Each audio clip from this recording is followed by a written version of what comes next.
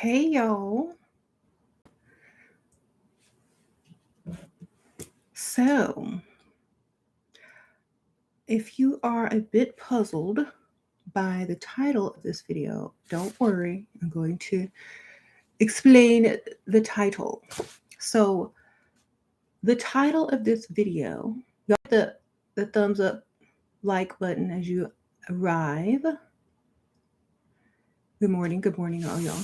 Okay, so the title says healing is for the sick, not the SIC or sick.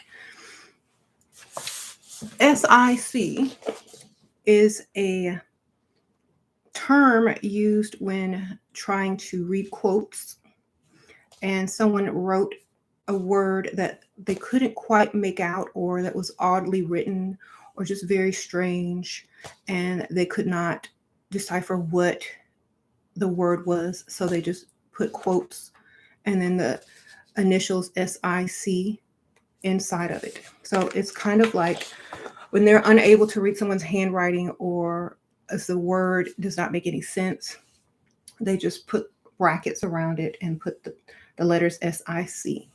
So to me, this represents the unknown, the odd, or the different, or something that you cannot quite make out or understand or have knowledge of. So this to me is almost saying like a lot of people have quote unquote oh, I need to heal from my past relationship. Oh, I need to heal from, this and that. And I've always been very, very adamant about saying that the only people that really need to heal are sick people, not people that are misunderstood, not known well, or odd, or just different. Okay, sometimes people do not need healing. They just need people to accept them as they are. Okay, you can't fix everyone. You can't fix everybody. People are created and made the way that they are. If the world and experiences and life choices molded them into that, then that's who they are. Okay. If you feel like you need to be healed, to me, that simply means you need to change something about yourself that you don't like within. And I always said, if you do those things, you change who you are.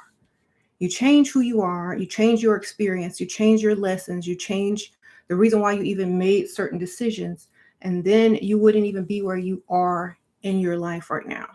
So any type of healing is for someone who's sick. Okay. Someone said no sexual healing either, ladies. That's for freakisha. Now, some people don't even consider sex as healing. It's just an activity that people partake in.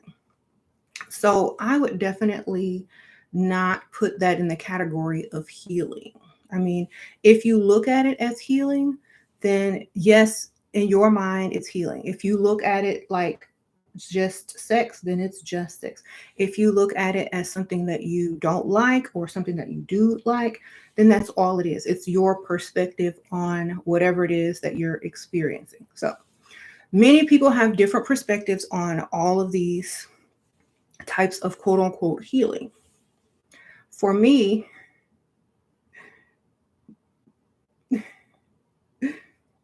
like people focus too much on that word, and it's like it seems like everyone must have something wrong with them or sick, except for those people who are quote unquote doing the healing. So what I'm saying is, don't ever claim that you need to be healed. Okay. Unless you are injured or physically in a recovery stage of some sort of physical illness. the mind and your life and your life choices and your decisions that you made, the people that you have, had relationships with, do not need for you to try to heal something that you have done in your past. So I just want to say, why are so many people always quoting this healing crap? This healing crap. If you need to heal, that is up to you and that is your business. But I don't walk around needing to be healed, or I don't walk around like sick all the time looking for someone to heal me. I walk around with no regrets, saying what I need to say, and not caring about what people think. That is me. That's who I'm always going to be. And if you don't like it, go heal yourself from that bluntness. Okay? You can't heal what is not sick. So, I have so many ladies ask me, well, how do I heal from a past relationship? How do I get... Girl, just have fun.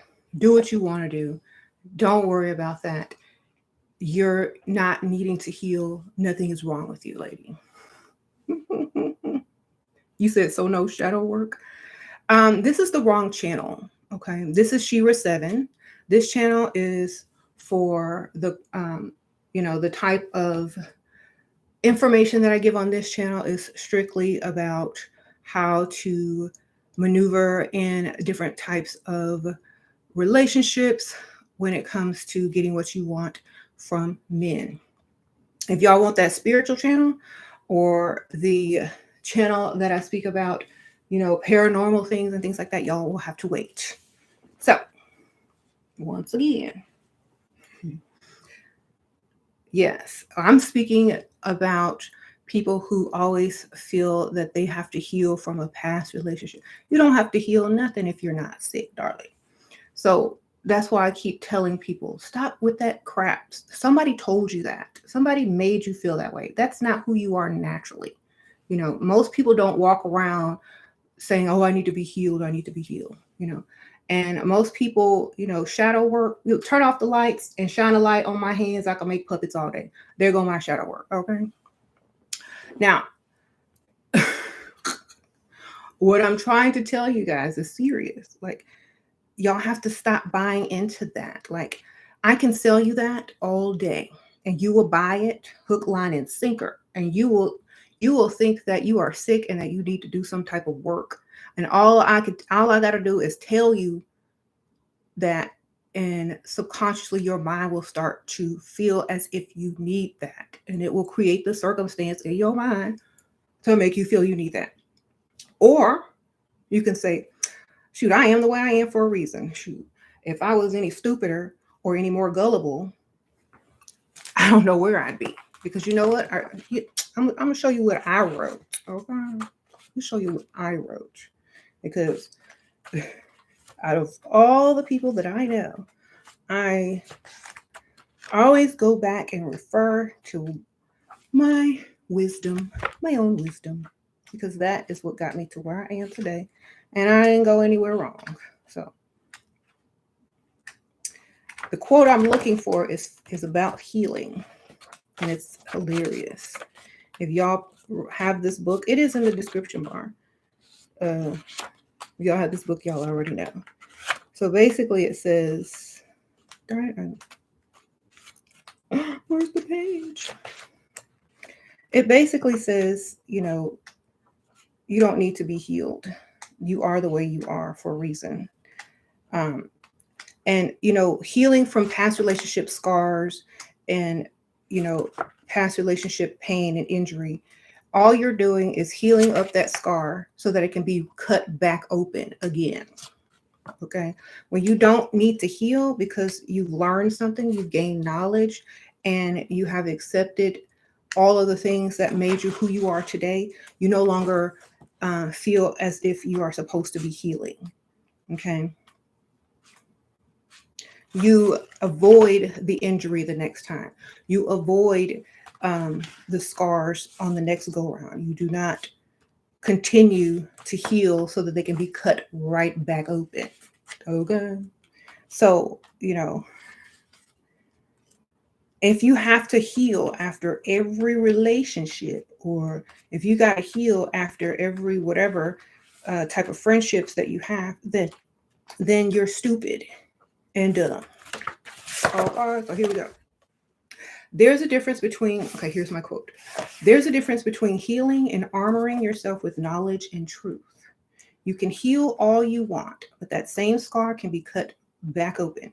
What you must do is learn, grow standards, and get knowledge. Now, what you must do is learn, grow standards, get knowledge, know how to play, then go back in to win. Now, if you choose not to go back in to win, because some people just like, you know what, I'm done. And some people want to go back in to win.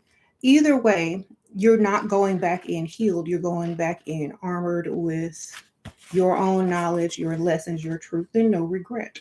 If you heal, all you're going to do is be back well enough to get cut right back. So stop all that healing crap.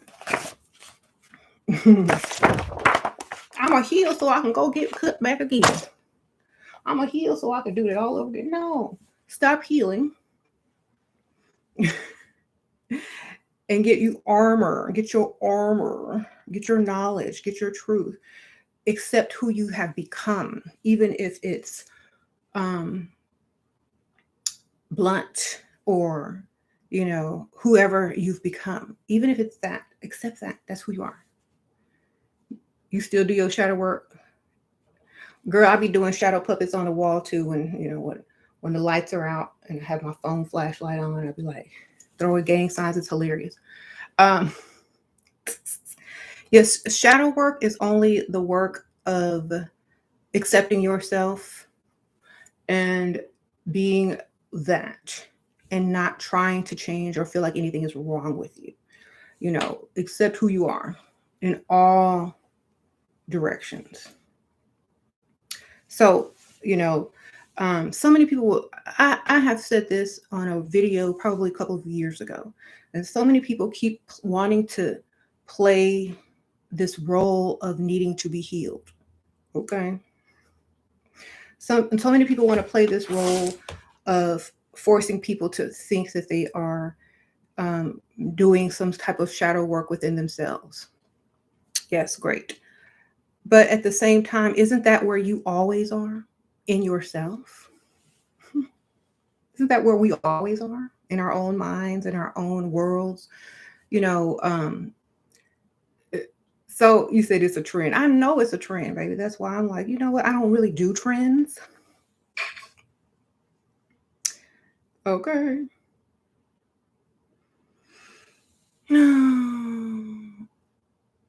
You said people are the most suicidal around this time of year. Your advice? I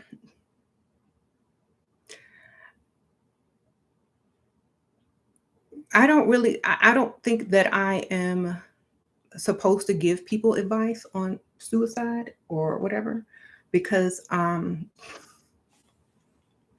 there are people fighting for their lives right now somewhere. There are people struggling to survive each day, and then you have people that want to kill themselves because they don't feel as if they're happy. So, I say to that, at least you got food to eat, baby. At least you got a roof over your head, baby. At least you have options, baby. At least,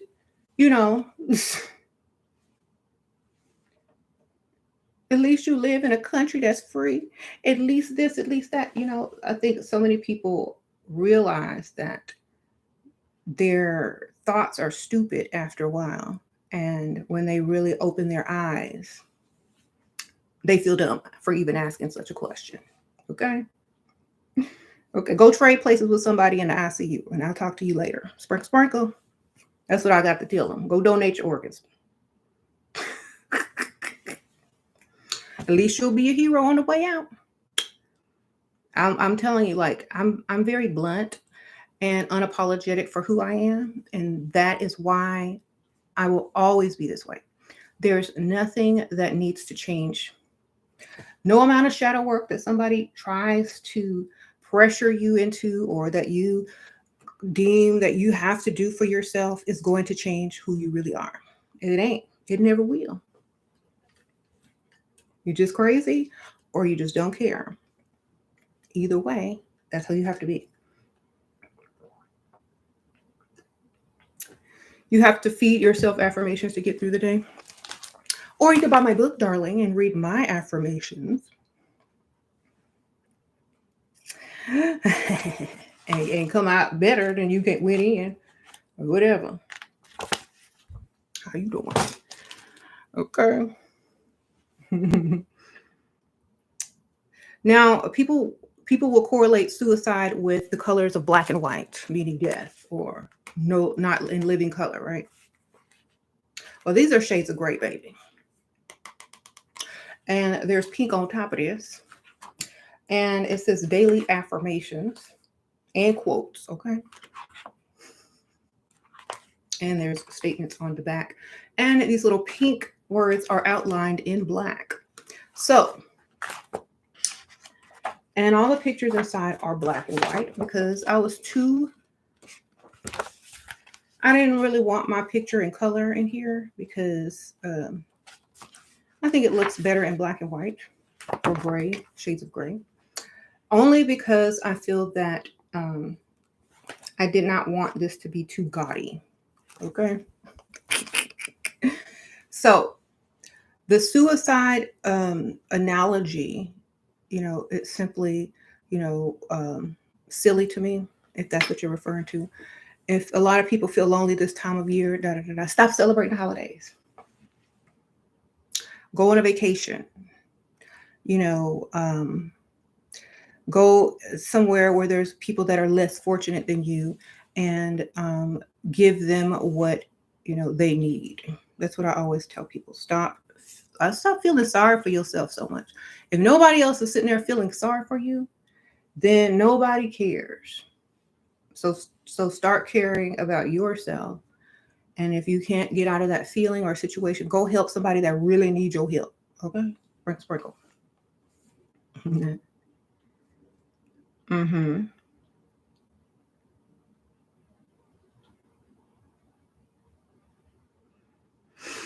I have other books too, I bring nothing to the table. And then I did link them below in the description bar. How to do what you love, all that. Okay. That's how to start a business and whatnot. With little of nothing. There's some of my book links. Sprinkle. Patience. So, right now I feel that so many people really are trying to find, a way to control themselves, to control their lives. And the only way you can really do that is to control what you really feel you're genuine about. You know what I'm saying? So I feel that I'm a genuinely blunt person with no regrets who is unapologetic for how I feel. Nothing can ever change that. Ever. So I will not be switching it up like some of these other YouTubers. I will not be trying to change my message. I will not be trying to do any of those things because I'm not quote unquote SICK. I'm SIC. Okay? You can't change what you don't understand. You can't change what is not meant to be changed. It is meant to be what it is, and that's what it always will be. Done. Sick, I put the definition in there. It simply is when someone is writing something or handwriting something on a piece of paper and one of the words is unable to be read, or they can't really make out what the word is, or it's just an odd scribble with a bunch of letters. They just put brackets around and they just put SIC, and then they finish the quotation, which means we don't know what they see it, baby. But we have to put something here in that place because it's too odd or strange or unable to be read, but it is part of the quote. Okay. So they don't really change it. They just simply leave space for it. Okay. There are, the place between certain words is not always going to have a label. A space in between certain words in a quote is not always going to have a meaning. You just have to let it be, baby. Okay. You said the link don't work? Okay, let me see. So, yeah, that's why I'm like, you got to make sure you're not changing for other people, and you're not trying to heal or do some type of shadow work because people say you need to, or you think that's what you're supposed to do. No, you're supposed to be exactly who you are, or you wouldn't be there in the first place. Okay. So accept who you are and be who you are, and stop trying to look as if something is the matter. Okay, there goes my books.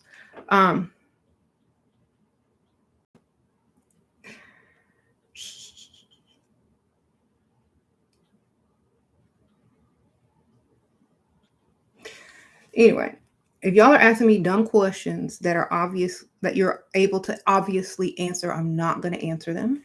I mean, I think if y'all can log on to a computer, and I'm going to be perfectly blunt with you guys, if you're asking questions that you can answer for yourself, they will not be answered. Okay.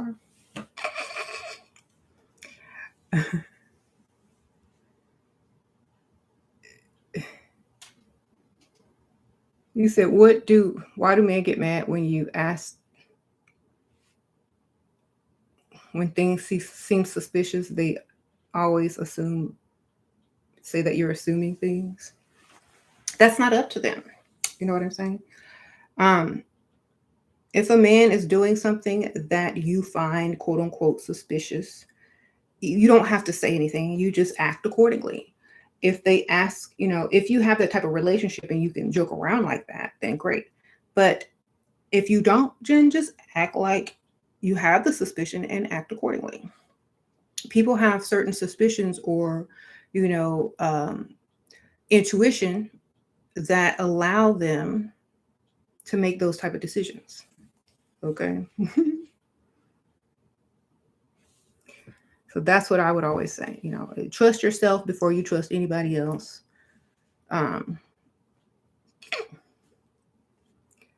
That's the best thing I can tell you.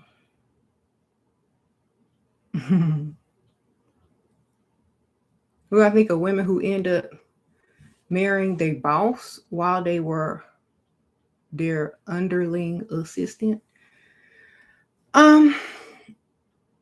I don't know, as long as she ain't got to do anything anymore or whatever. It just depends on the situation.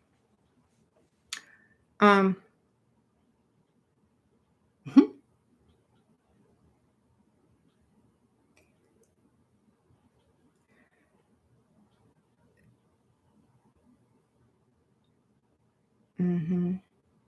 You said you get splinter daddies even though you're pretty or gorgeous. I'm sorry. And you can't stand many of them.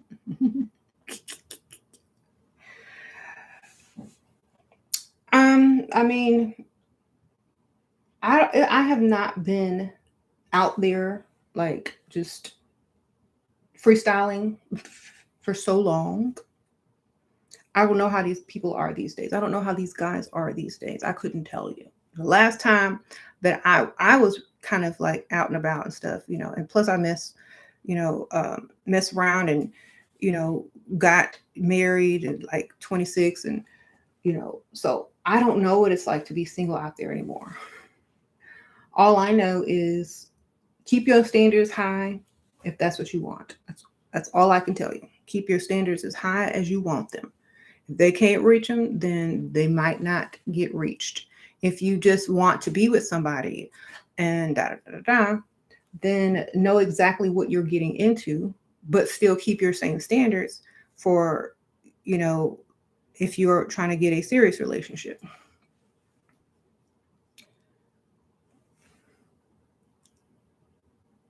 Mm-hmm.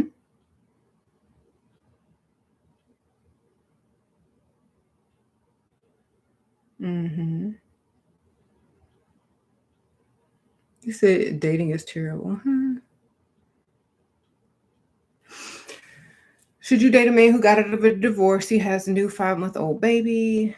When the girl, and it seems she wants him back, how to have him more closer to you? Girl, give him back. Girl, give him back.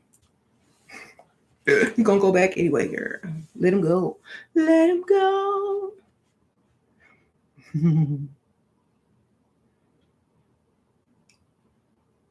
Allow him to go by himself. You know what I'm saying? Allow him to leave on his own. If he wants to stay, have your standards, That's what I say. If you already know what, what the ending is going to have in store, then plan for that.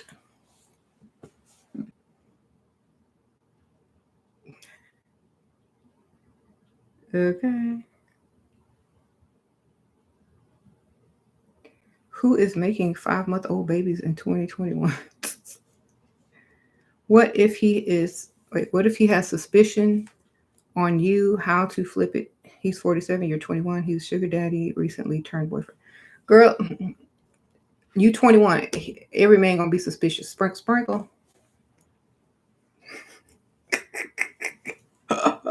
Okay.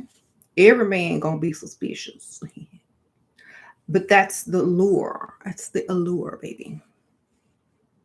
If a man ain't suspicious of a woman, he don't want her. Sprinkle. I will repeat that. If a man is not suspicious of you, he don't want you.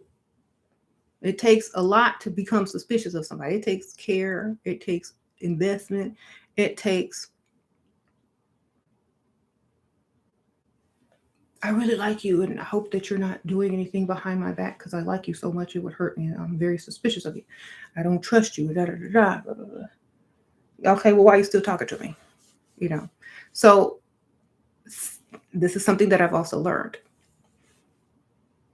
It's almost like a danger. And it's the thrill of the danger, not knowing whether your suspicions are correct or not. And so a lot of men feel that way, but it also is what draws them to you. Okay. If your man ain't suspicious of you, it's because he don't even think you can do nothing. Like, girl, I ain't suspicious of you. Go ahead. I'll see you. Don't even call. I know you ain't gonna be doing nothing. When they're suspicious, that's a sign that they're intrigued.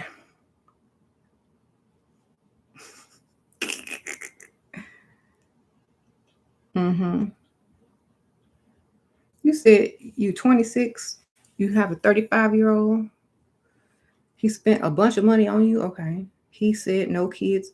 He said no kids and want to have other girlfriends. So he left. Do you think he will come back with a commitment? I'm seeing others. Yeah. Maybe he'll roll back to you in a wheelchair.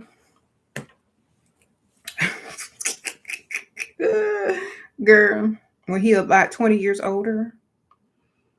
Talking about you, the one that got away, baby. Sprinkle.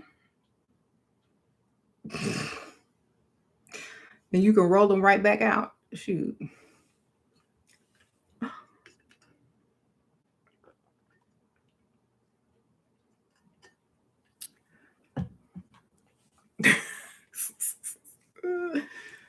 To roll it right back out.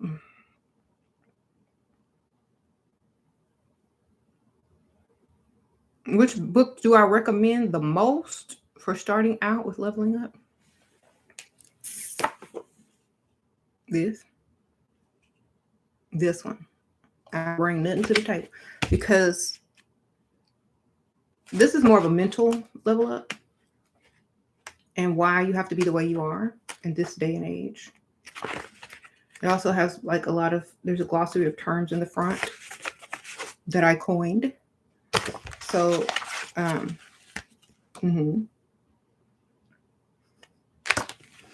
would recommend that book, and you can read it.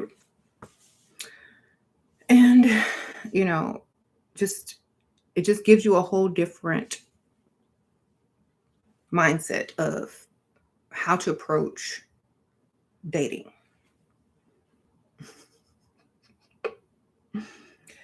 I'm not saying it's a healthy mindset or the ideal mindset. I'm just saying it's a mindset that will help you get what you're trying to get and certain types of relationship that are financially based. Okay. I'm not saying it's going to help you find no true love. It's not going to help you find a soulmate. It's not going to do any of that. What it's going to do, because I don't even believe in soulmates. What it's going to do is change your mindset to get what you want. That's all it's going to do. And not accept what you don't want. And have some standards as well as, it's going to help a lot of women to, see their true power.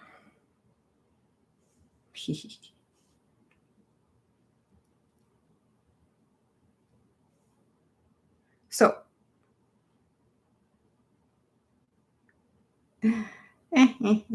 that's the book I recommend the most.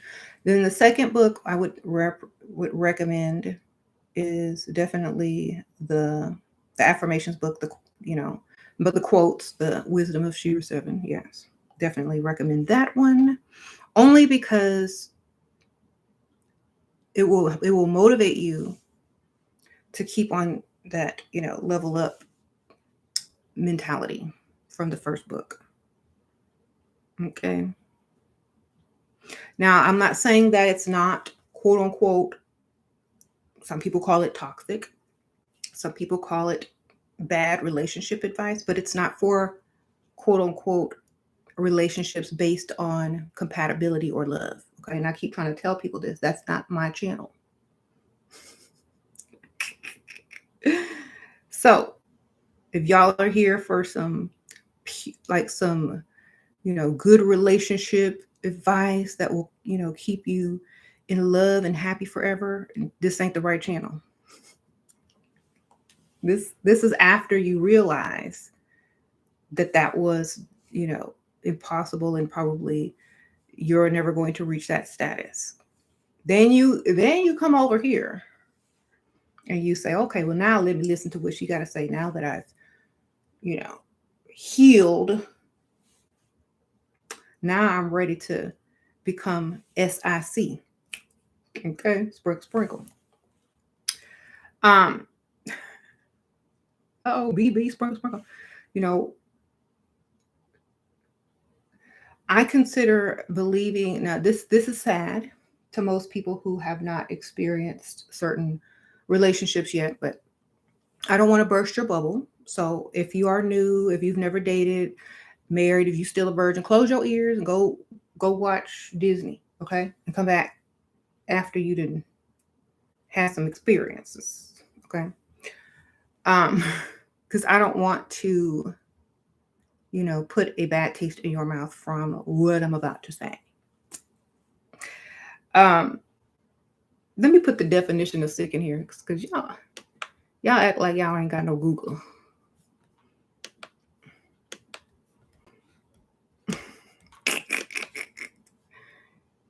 Yeah. Hold up. I got it for you. Don't worry. Oh, man.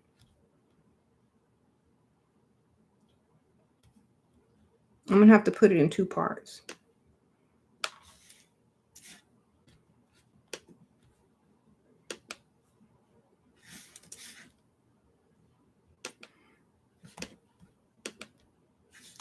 All right, there's the definition of the SIC word. It means when someone has quoted something or written something down and they can't make out what a word was, or some type of scribble or just odd letters, and so they just put brackets around it and write SIC inside the brackets, meaning unlegible, can't read, doesn't, I don't know what this word means. It means it doesn't have a label or a meaning. It means it is there in the quote, and we have to put that in there because it is part of the quote, but we just don't know what it means or we can't read it. So basically, it's saying that, you know, some things aren't meant to be labeled, understood, or read by everyone. And even if they, you know, try to decipher what it was or what it could have been, it does not mean that it needs to be fixed. It is what it is. That's what it means. Still to be deciphered or to never be deciphered. Either way. You know, maybe it meant something only to the person who wrote it. So that's what the word SIC in brackets represents. It means, and I couldn't put the brackets in the title because it won't allow me to, but it just simply means we don't know what that means, but it's there. And so we have to leave it. You see a lot of dark-skinned girls on YouTube with horror stories of bullying because their skin color is at a very young age. What advice would you give them? The advice that I would give anyone who had any type of problems with bullying is to don't take anything personal. That's the only advice I would ever give to anyone. Don't take anything personal.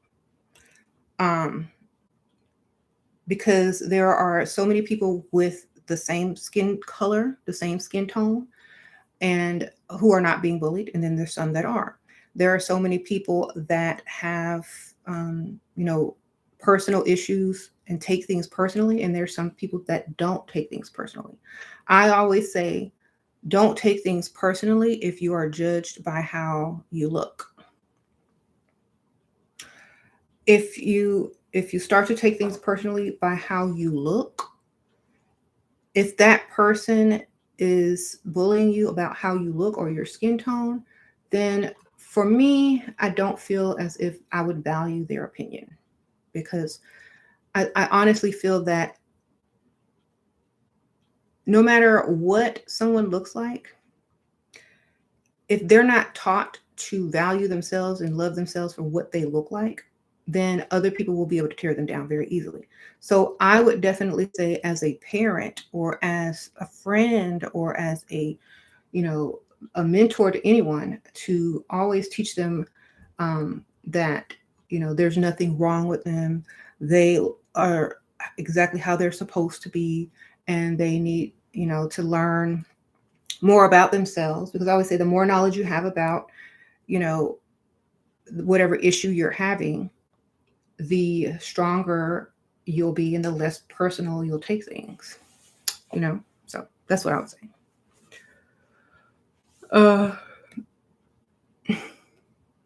Stop taking stuff personal, learn about who you are, and move forward.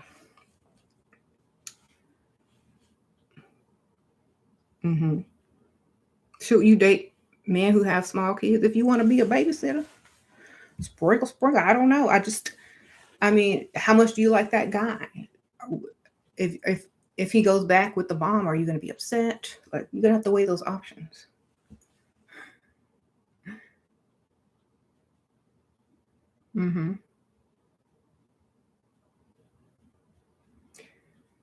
Tactics are the default of leveling up. Tactics are the default for leveling up, getting what you want, and living your best life.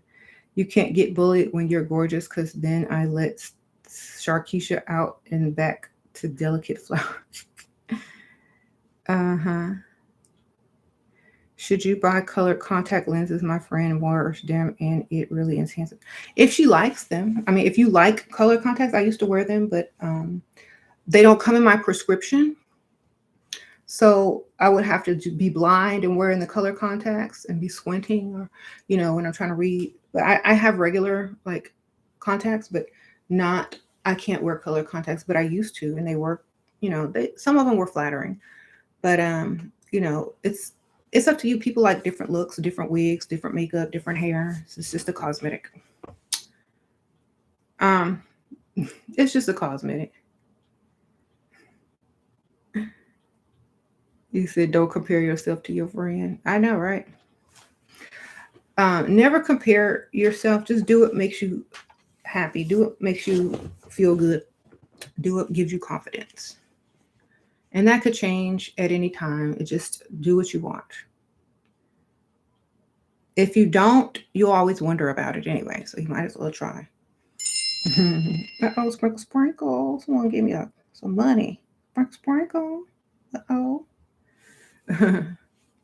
So, yeah. You said I'm blind.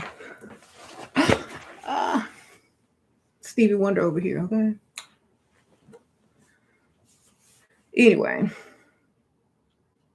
Can you manifest a way a man treats you? No, but you can manifest how you going to deal with it differently. Because unless they change for themselves, there's nothing you can do. But you could change how you deal with it. What do you recommend for women with no friends who want to go out alone and travel and meet high-value men? Go do it. Go do that. Don't let people or lack of people stop you. Hang out alone. Go by yourself. Do something on your own. Like when I was younger, I did that all the time. That's how I meet them. Okay, that's how I meet them. Most of the time. Or even if I went out with a group of people, I would separate from them and go off by myself. So it was always that way. I'm like, oh, I gotta go. I'm gonna go hang out over here. Bye. So that's what I did.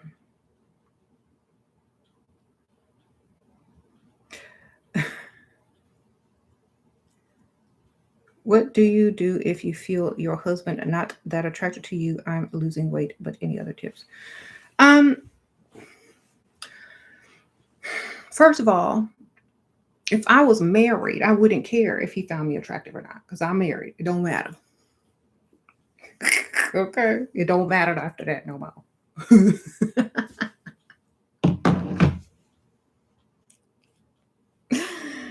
Okay. If you would like to stay attractive for him because you want to make him happy or you want him to be attracted to you, then don't do it for him unless he's willing to do something for you. You see? Like, I need motivation. What you gonna do? What you gonna give me?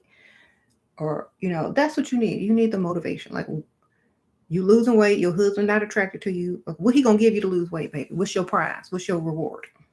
What you gonna get? Because you don't have to do nothing.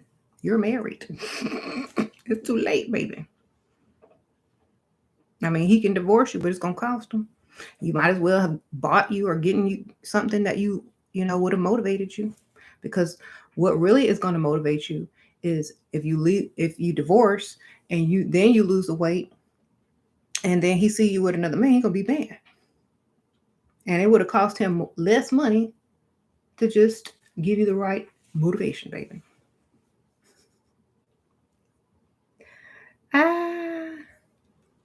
Oh, you want the Etsy shop? Let me see if I can find the link, baby. Hold on.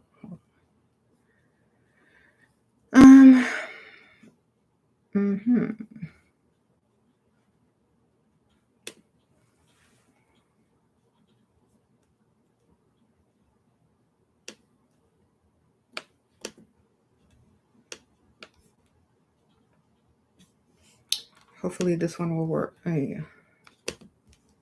I'm going to put it in there you go, in the comments. So,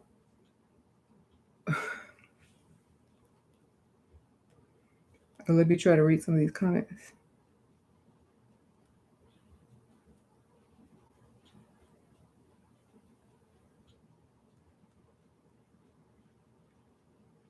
Do I talk about my first love now that you have an abundant life and feeling?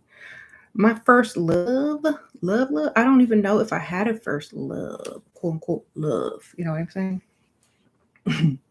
I was trying to think back. Like, did I ever really have a first love, or was it just infatuation? So I don't know.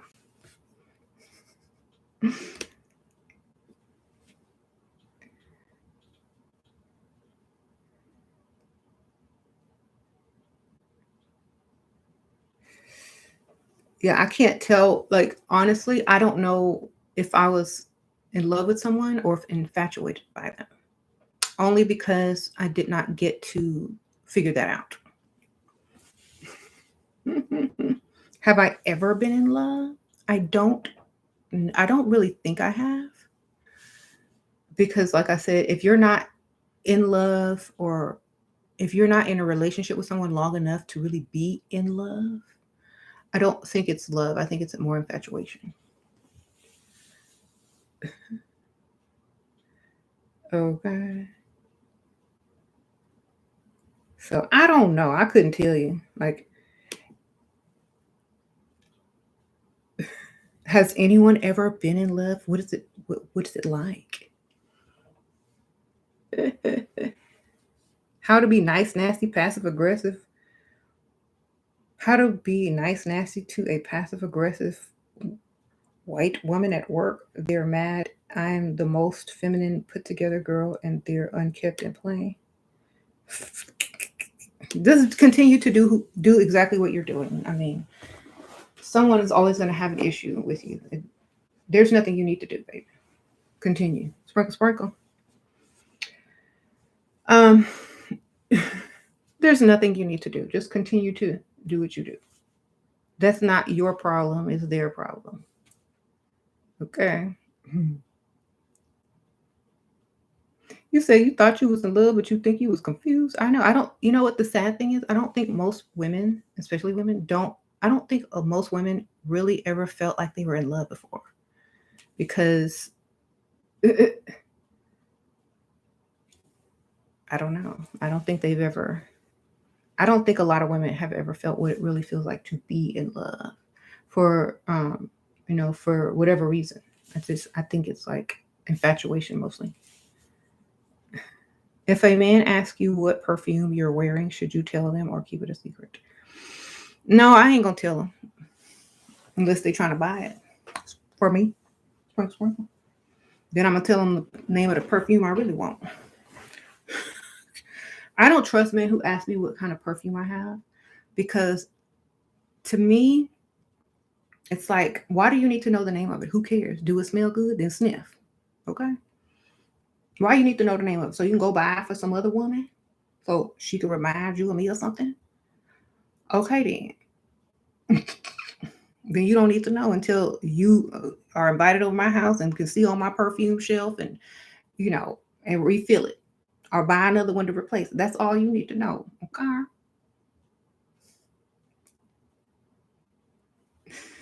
So that's what I'm gonna tell you. 'Cause I don't care. Like, I'm not gonna ask a man, "Ooh, what cologne you got on?" Because I don't care. You smell good, I'm a sniff. That's it.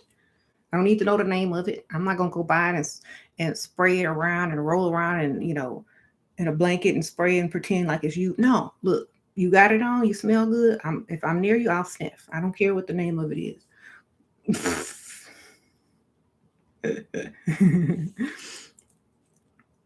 So I would not answer that question.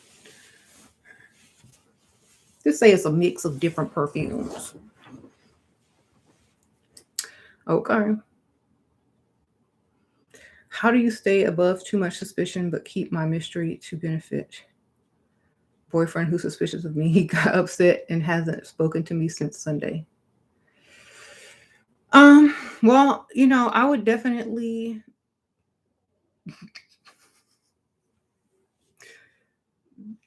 I would say that there are so many people that he's not upset with or thinking about or avoiding on purpose, because you're the main one on his mind always.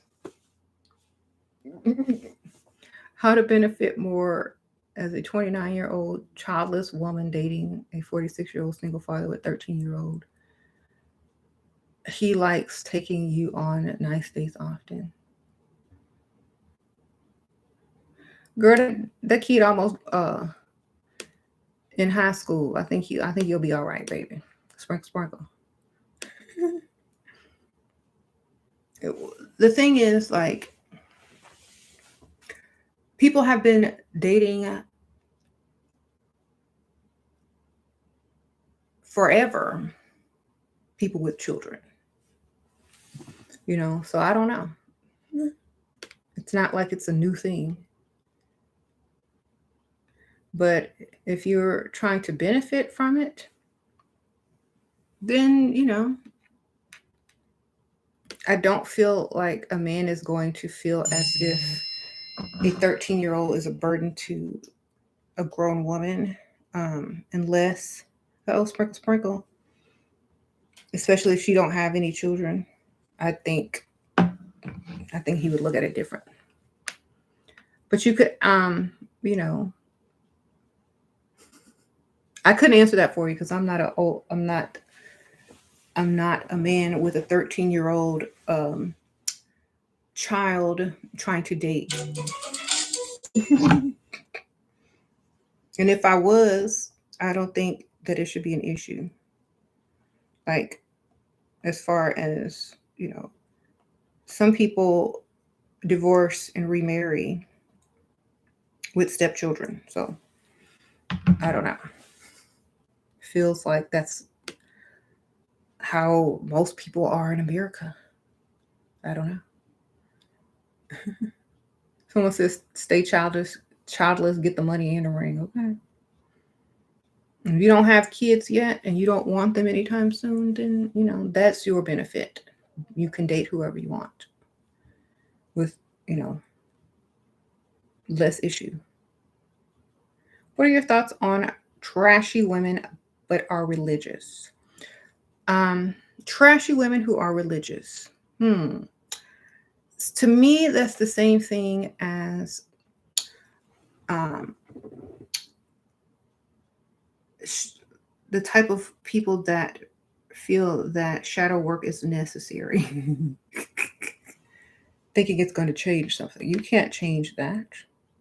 If you were raised that way and they use the religion to justify whatever they're doing, then that's what they're using it for. Not everyone uses religion for the same thing. So it's how they choose to be. It is up to them on how they choose for themselves to be perceived. If they want to be trashy and religious, that's who they want to be. If that works for them, that works for them, baby.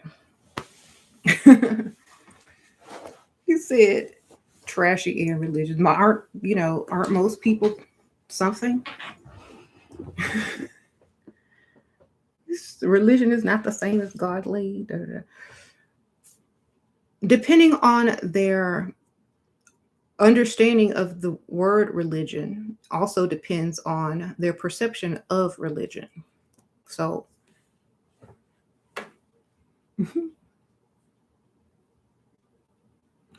what is the guy is really over baby mom and still should date? Oh, date him for fun, only fun.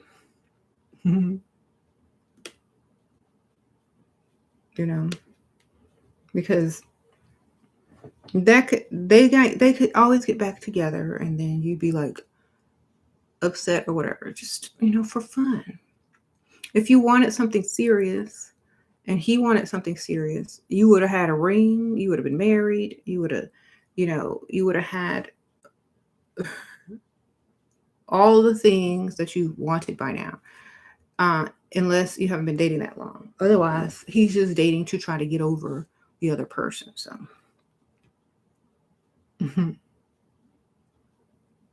how to be seductive as a religious woman. I want to be a devil in angel's clothing but still be religious. Why be a devil or an angel? Create something different to where you don't have to choose. Be a SIC, baby. Something that's unknown, unlabeled, and is part of the religion or the quote, but no one understands what it is, but they can't take it away. Be that.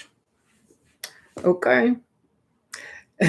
That means, somebody's unlegible handwriting, somebody's weird spelling of something that can't be deciphered. That is what you can be.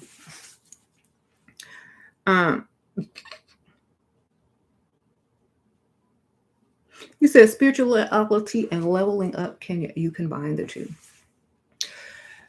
Well, you can combine the two in your own mind, but if you are, taking into consideration, most people aren't going to think the same way that you are, then leave that in your own mind. If people are, curious and wanting to know more about how you think and things like that, and, you can try to explain things to them, but at the same time, you can separate it if you like, or you can just not expound upon it too much to those who don't have the understanding, or to those who have the understanding but pretend like they don't, So either way, you can say what you want. Mhm. If you find a potential and want to marry him, I want to know his medical history. Should I ask him for polite? Well, you're gonna have to make it sound like, I mean, if y'all gonna get married, y'all should be able to discuss that anyway. Sure, you took a risk with James, and he was just divorced. He could have went back to his ex-wife, but he stayed. So that's the same thing. If he had a baby and was divorced, you still stayed with him. If he had a baby. If he had a baby, like a 5-month-old baby, I wouldn't have known about it until the baby was probably a year old, because he probably would have lied and not told me. So, if y'all know that story, how I met him, he lied and never told me he was married until way later, until I found out on my own. So men are going to be where they want to be. I'm just going to say that. Men are going to be exactly where they want to be.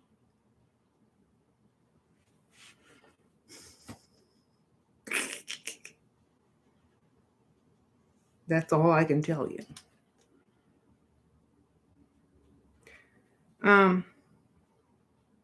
Sometimes men want to be two places at once. Then they will have to pay twice as much, baby. They can afford to be two places at the same time, then their pockets need to be doubled.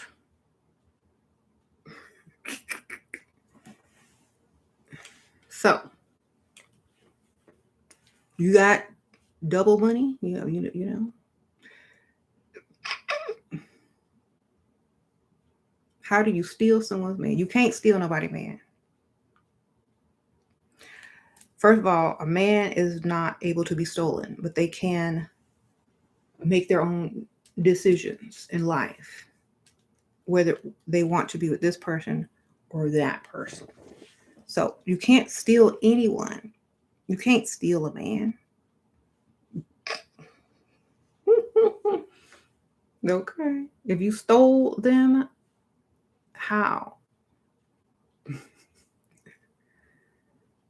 That's my question. You can't steal someone. They have free will. They have a choice. They're like, okay, you're trying to steal me, but I don't want to go. So you'll never steal me. That's the best way I can explain it. If they want to be stolen, they will be stolen. They were just waiting on somebody that was a good thief that could come and snatch them up. Okay. Some men want to be stolen, and then they don't try to go back. They're like, oh, I met someone else who stole me. So that's why I can tell you.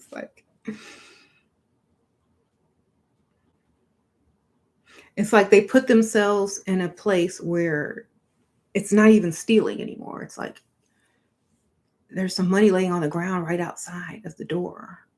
and maybe somebody dropped it and maybe it's yours. Do you really have to go chase after the person and say, hey, you dropped some money? Or, shoot, that's your money.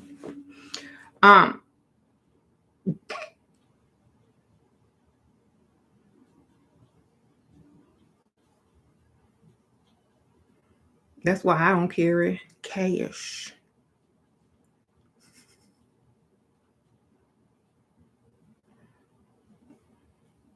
Would I stay if James had an outside baby?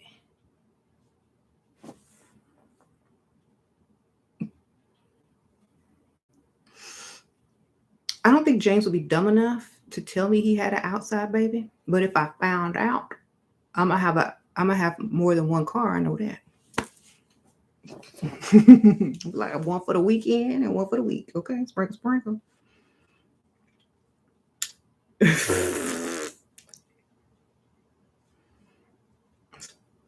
All that I know,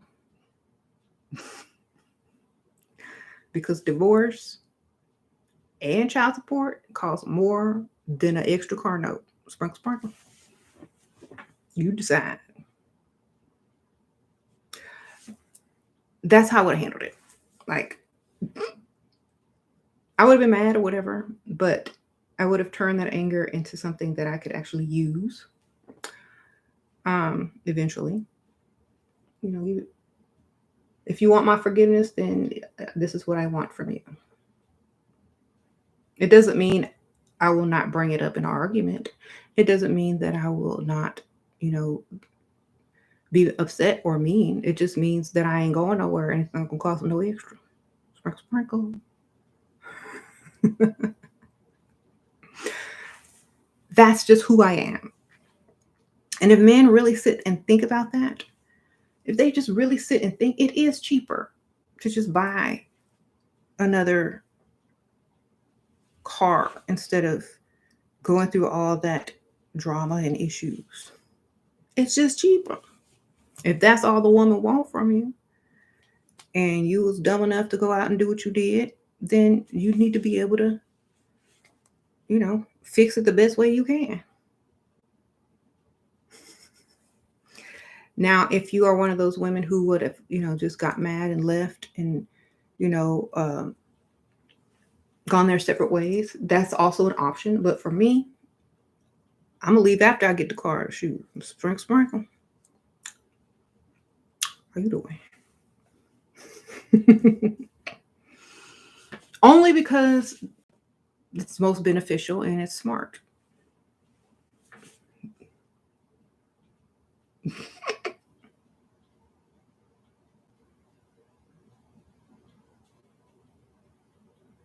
Would you be okay if the baby spent half the year at y'all house? Only if I don't have to babysit or watch the baby.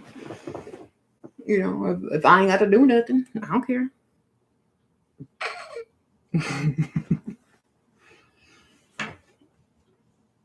That's how I look at it. Like, I'm not getting ready to do no extra.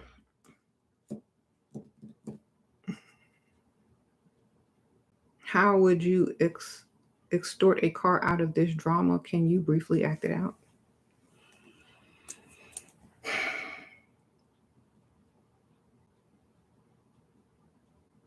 I don't really have any words to say to you right now. I'm just in disbelief. I mean, I'm sitting here looking at cars on my phone, and you hit me with this news. What am I supposed to think?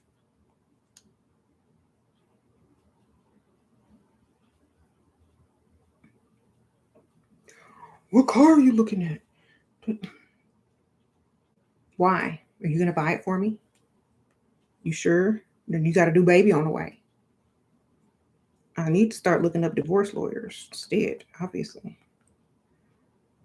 That's how you do that. Oh, well, what kind of car is it? I'll buy it for you. Just stay. I didn't mean to. I love you.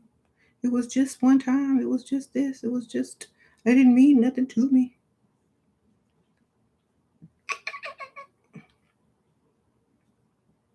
I don't want to lose you. What car is it? We could go tomorrow. Let's go right now.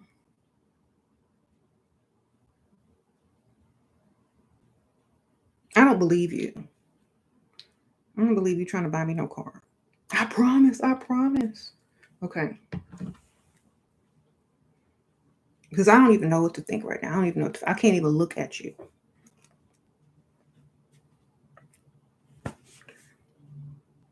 I need to be alone.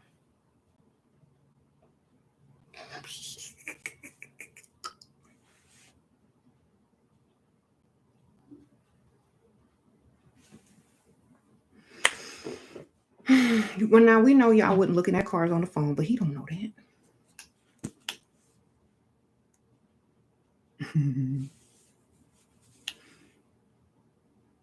And you're not promising anything. You're not promising that you're going to stay or not be upset or cuss him out if he buys you the car. You didn't say none of that. He just assumed.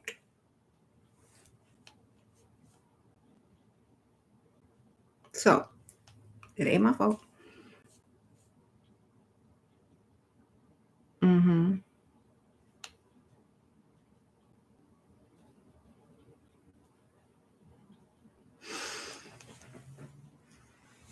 Can you, what, Marcus? You crazy.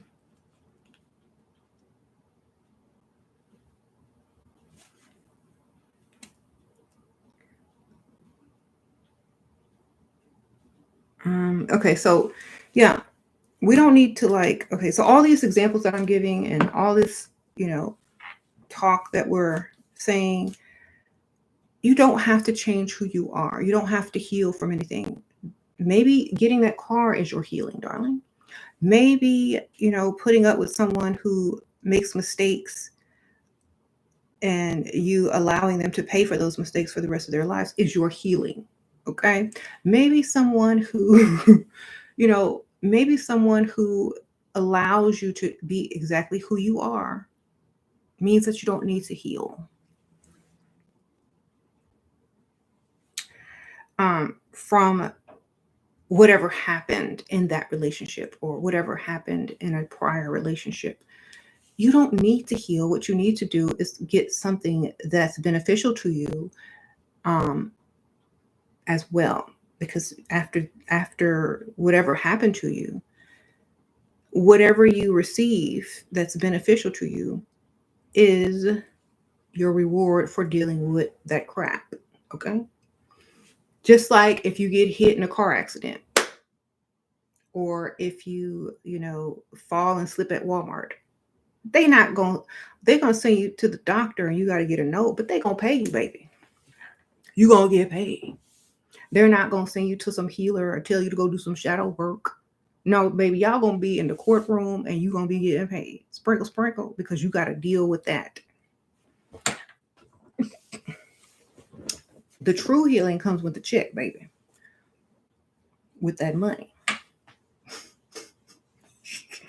You could go in the closet and make shadow puppets all you want, but when that money gets in your bank account or in your hand, that's the true healing, darling.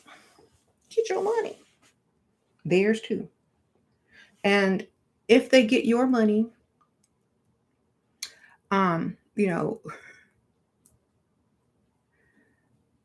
make sure it's going right back into your household. Sprinkle, sprinkle. That's the only thing I can tell you.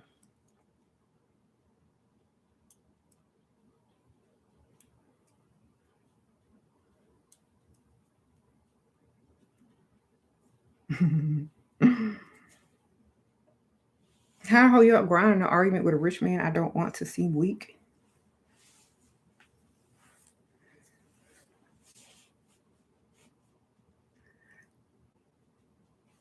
I don't care how much money he got. I'm gonna say what I'm gonna say.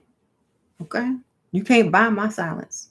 I mean, you can, but not in an argument. If we arguing, you have to pre-purchase that. Sprinkle, sprinkle.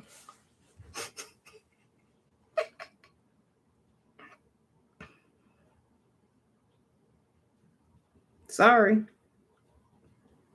I'm gonna tell you exactly what I want to tell you, no matter how much money you have, because I don't care.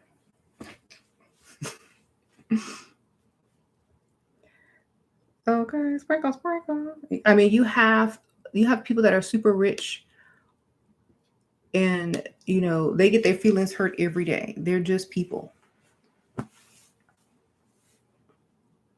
Do you think the desire women have for a genuine partner to share their entire unfiltered selves with is futile and unrealistic? If it's possible, then it's not unrealistic. If it's futile, well, that's life. Okay. That's how I feel. Like, what isn't futile at some point? Okay. What isn't futile at some point? You're not going to find this perfect, easy, blah, boring, uneventful life that just happens. You got to make the life that you want. You got to do whatever you feel like you need to do. You have to do all those things to create and shape the exact type of life that you desire or that you want. There's going to be a lot of, you know, good times, fun times, exciting times. People are going to argue. People may cuss each other out. But at the same time, you're still living and experiencing your life and not feeling as if you need to go somewhere and heal and go in a dark closet and do some shadow puppets to feel like, you're worthy of even living or whatever. You know what? Do exactly what you need to do. Be who you are. Don't regret anything, and live your life and create it the way you want. That's all. That's the best way. If anyone has a problem with it, they can leave. They can leave you alone. They can leave you alone.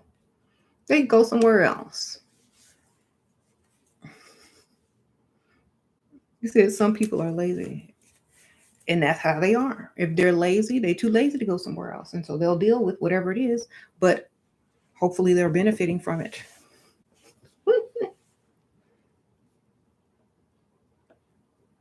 Do you think therapy is needed then?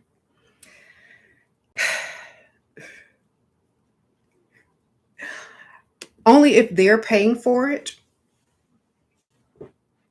and it makes them happy that you're going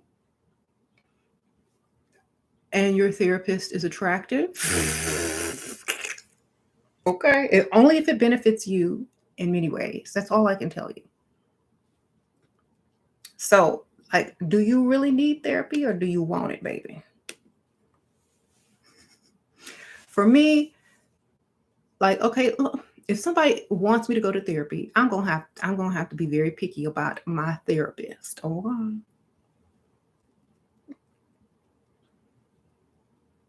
okay, I'll go to therapy. Let me look and see. Let me type of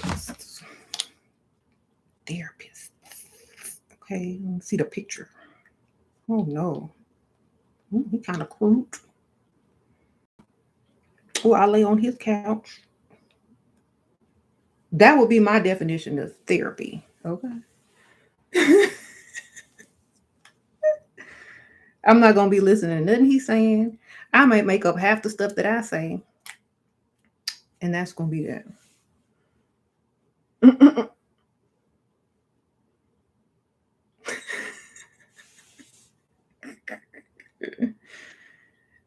If you need to talk it out, then by any means use therapy. Back in the old days, they didn't have therapy and stuff. They just, you know, they didn't have therapy back in the old days. That's what the good insurance and stuff's for now. But honestly, where was therapy when people were working 3 jobs, walking in the rain during segregation, and you know scared they ain't gonna make it home because they live in a certain part of the South. Where was therapy back then? I'm just curious. Why all of a sudden we need therapy now? It's too late, baby. It's done.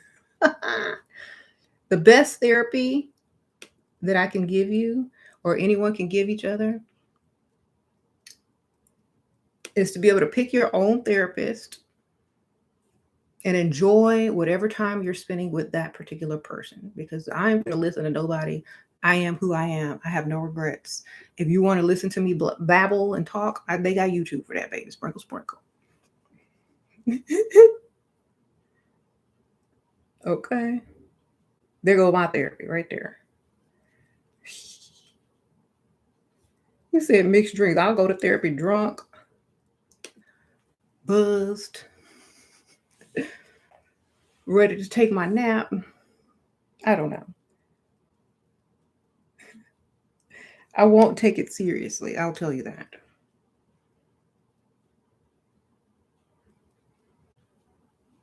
When's the last time I was angry? Whenever somebody make me mad, sprinkle, sprinkle. And wasn't that the last time you was angry? Okay. I could be a therapist answering all these questions.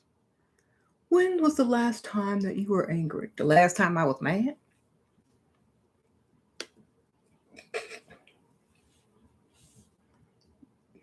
When the last time you was angry? It's not going to work. I'm trying to tell y'all. I feel like I get impatient way before getting angry. Yeah. If a man is cheating, talking to other girls, and I don't want to leave because of benefits, should I ignore it or address it? It just depends on how you feel about those other girls. If you don't feel as if they're a threat to you whatsoever, then who cares? If you feel as if, oh, I'm upset because this person is, entertaining other women and they might take my place or whatever, then you could say something, give them a warning, and then if they don't do anything about it, go do what you got to do. Mm-hmm.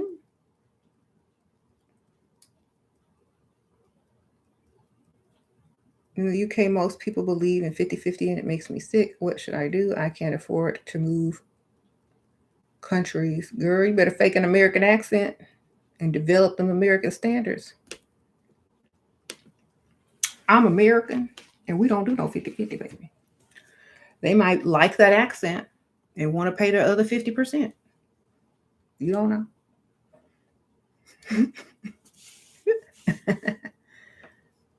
And then over time, start getting your English accent back.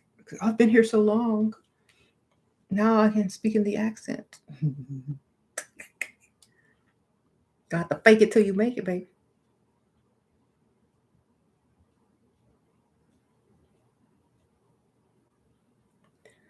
What about these men still trying to offer mediocre dates? Shaking my head. Well, make sure you got 2 lined up so 2 mediums equal a good date. I don't know, baby.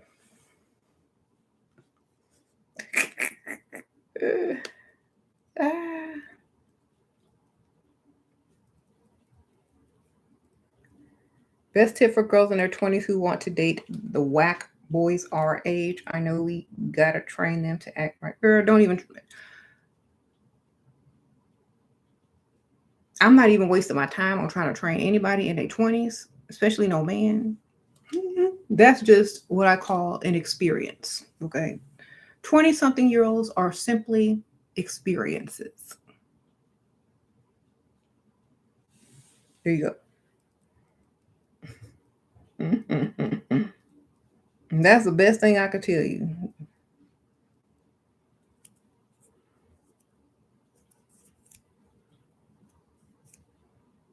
What do you think of the baby? I don't think of them. You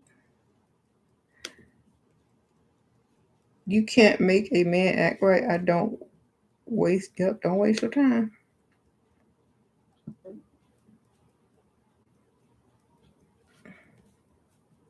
Now, some people mistake some people mistake certain actions as trying to make a man act right. If you already know in the back of your mind they will never act right, and but they're not going anywhere, then that honestly gives you more creativity on how to deal with them. And so it's almost as if, like, okay, well, I know this person is never going to change, but I can change the way I deal with them because I'm bored of the same old thing and dealing with them the same old way. Let me switch my ways of dealing with them up, because they ain't never gonna change. So let me switch my dealings up. You said I act right sometimes. Okay, I knew she would say that. Right, like you got to deal with people different sometimes. It doesn't mean you're hoping they change or you want them to change. It's just, okay, I know how to deal with you this way, from this angle, and this angle, and this angle, and this angle. I know all of your buttons. I can press any one of them at any time. I know what makes you upset. I know what makes you mad. I know what shuts you up. Okay. I'm trying to figure out, I'm not trying to change you. I'm trying to just make you angry. Okay. At this point, it's fun. So, sometimes it's not always trying to make someone change. It's just, okay, let's see what we can do today. Let's see how we can make today interesting.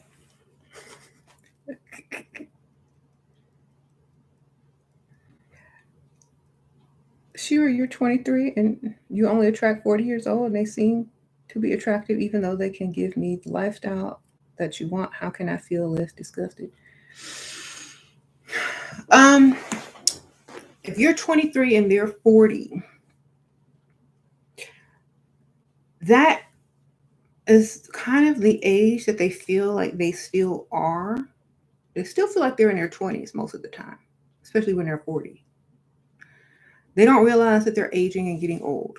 So they still tend to date younger women because younger women are easier to manipulate and they require less than a woman their own age. So to me, what I've learned is if you can't afford a woman your own age, you are probably going to expect that 20 something year old to accept a lot less, or you're going to be able to impress that 23-year-old a lot more than you could a 40-year-old woman. So it's more about him impressing you at this time. So allow him to impress you with his money. Allow him to buy you gifts. Allow him to take you on nice dates. Allow him to do all those things that he feels he can do. Okay? Because that's all he really wants to do, is feel as if he can still date a 20-something-year-old girl and impress her. So get out your list of things that you would like, write them down, and then simply mention them before, agreeing to go out with him or da da da da. Try to date at try to go out at restaurants near shopping centers and things like that, so you can just walk right over there after the meal or before the meal or during the wait. Make sure you're just strategically set up things in order for you to benefit from dating those men. Okay. And because, that's what they're doing for you. They're strategically dating younger women so that they can impress you. Okay. So strategically date them so that they are allowed to impress you financially with money.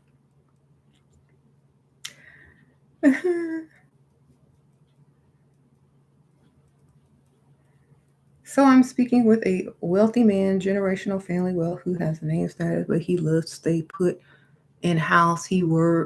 How do I get him out the house? He is 67, real old school. Girl, real old. He's 67, girl. Tell him you want to go eat at Luby's. Sprinkle, sprinkle.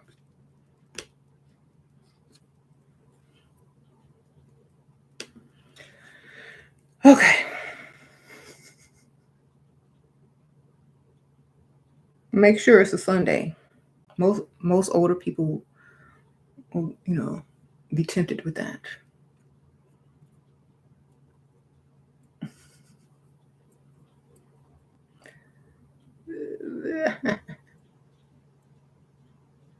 Y'all know what Lubies is? Should you believe a guy until he gives you the benefit of the doubt? If you want to. But first and foremost, I would not really 100% believe in anyone. I would just, or if I did, I would already know that it's a possibility that it could be a lie or something like that. So I would be prepared. But at the same time, if you just want the feeling of believing someone, then yes, give them the benefit of the doubt. But in the back of your mind, you already know, you can't trust too many people in this world. So you won't be surprised. You're dating someone currently and the guy wants you to prove yourself to him. Sounds super weird to me.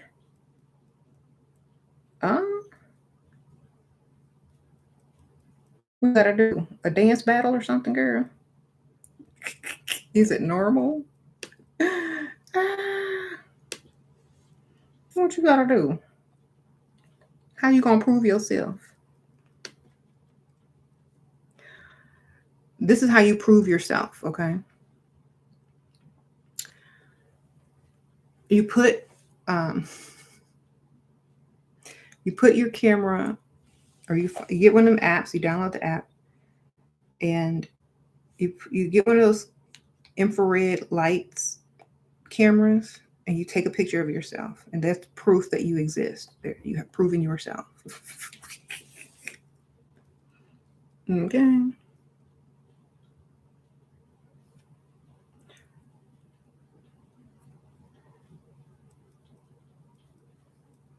Take a picture of yourself in infrared. There you go. See, I exist on this light plane. Okay, baby. Sprinkle. That's proof that I'm alive. Okay.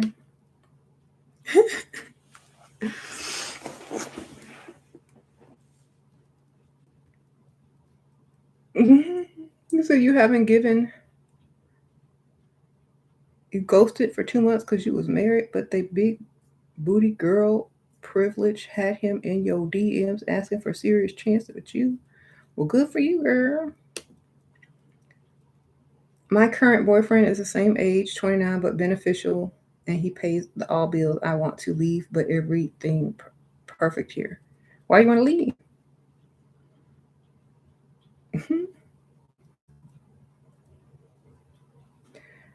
Mm-hmm.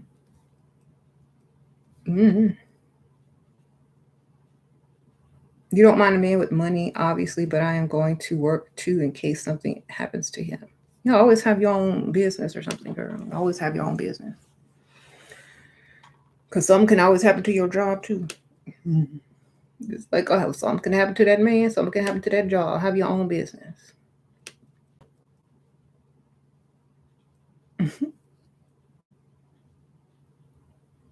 So, explain the title. Yeah. Let me just paste the definition. Oh no, that's my Etsy shop. Yeah, sick just means a quote that has, maybe some strange words that can't be read, or scribble scratch, or, an incomplete word. And so that instead of just skipping over the word, they just put brackets and put SIC, meaning, they can't decipher what the word is because the handwriting is illegible. So it's basically part of the quote, but they can't figure out what it says. Simply, the title means not everyone needs to heal. Only sick people need to heal. SIC people, which are unexplainable, they're there, part of the quote, don't need to explain themselves, and a part of whatever it is that is being quoted. There is no explanation. There is, no leaving it out, but also some people will not understand what it means. And so that means you don't have to heal from something that created what it is that you truly are. You're not sick, you're SIC. Some men find women like me very hard to deal with. And so they feel like they have to fix you, or they have to, who hurt you? Can I heal you? No. When you are the way you want to be, that's how you chose to be. When people play video games or go to the army or in the military and they come back all hard and buff and talking trash and smack, people don't ask them who hurt you, who broke you, how can I heal you, because you're crazy now. No one asks them that. Oh, you do a good service for your country, you're strong, and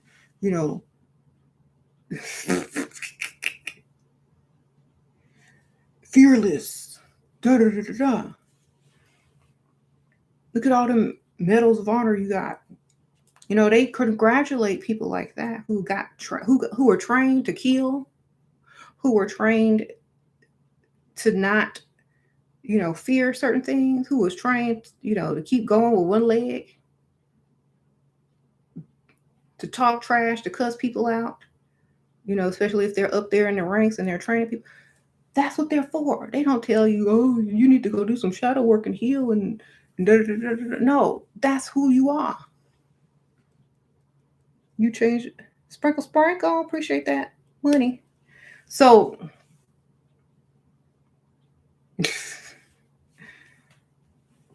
if you really sit and think about it, the military does that to people when they sign up and they go into basic training. The military breaks you and recreates you and allows you, to learn how to do this and learn how to do that, learn how to kill, learn combat, learn all of that. They fit you with the proper uniform, armor, give you guns and all that kind of stuff. And when you get out of the army, when you get home, they don't be talking about, oh, it's time for you to go heal. No, that's what they trained you to be, baby. That's what you are. So, you can't say, oh, well, I went to the military, and before I was in the military, I was a nice person, and I would never hurt a fly, and I couldn't do a push-up if you paid me. But now I've been to the military, been to war, came out looking good, looking like, starting my businesses, da da da, Forrest Gump and stuff. You know what I'm saying?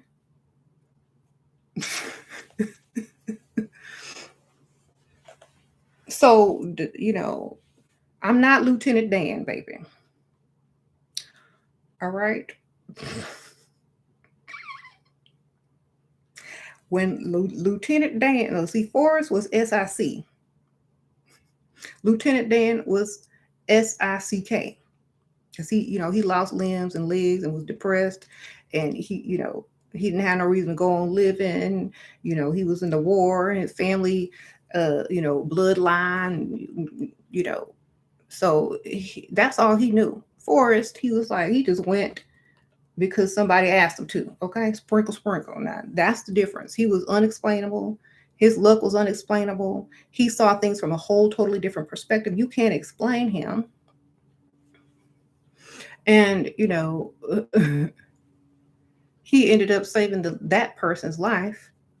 And later on in the story, he got married. So they both got married. But at the same time, you can't expect someone to heal when nothing is wrong with them.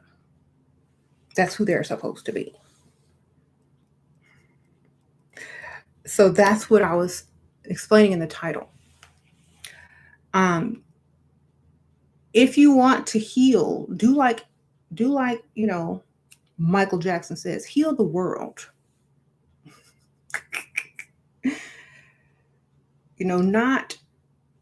Don't pick out specific people to heal unless you're going to heal the entire world. And that means changing what and how people treat each other. So, unless you're going to totally change society as a whole, stop trying to heal people as individuals. Okay? It ain't gonna happen. If the next is as soon as you turn around, someone else is, tearing open the wound that you thought was healed. Don't try to heal yourself, girl. Just get some armor and some camouflage and learn how to do this and learn how to do that and get your medals of honor and keep it moving. Sprinkle, sprinkle. And get your money.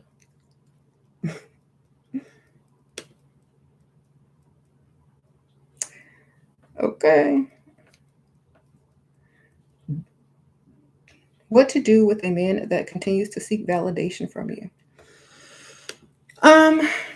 Give him some fake validation, girl. Like, oh, you look good today. Don't even look in his direction. Oh, you look nice today. Be typing. Give him fake validation, girl. They don't care.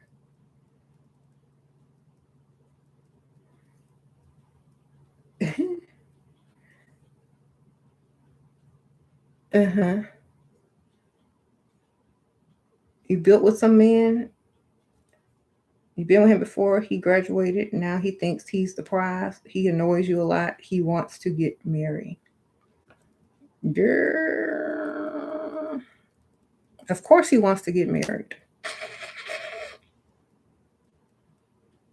Well, when he pay all them bills, then and get you the ring you want, maybe y'all could talk about it.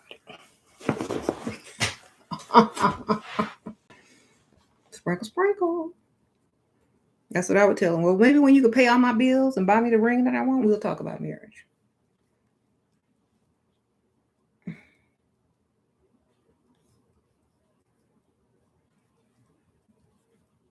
Men think that when you bring up marriage, you're just going to be like, oh my gosh, I want to get married to you.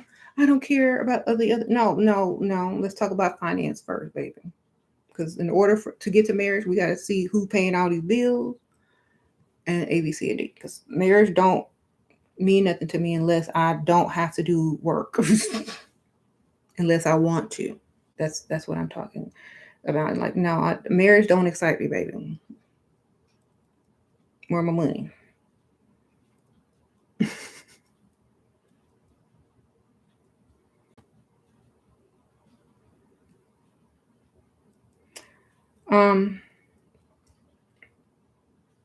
How to deal with a narcissist man? Are they any rich men that aren't narcs? Yeah, men that don't donate, men who don't know that they're rich.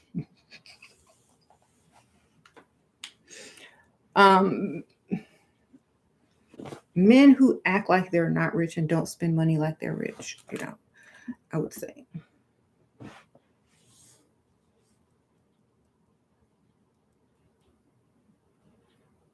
Does James annoy me sometimes? Do you think positively and not be sassy? How do you think positively and not be sassy? Earbuds, baby. Sprinkle, sprinkle. Earbuds.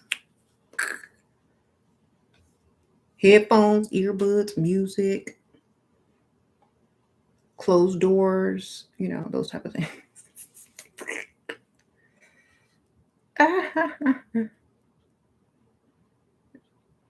That's the best way. Now, I mean, that's all you can do.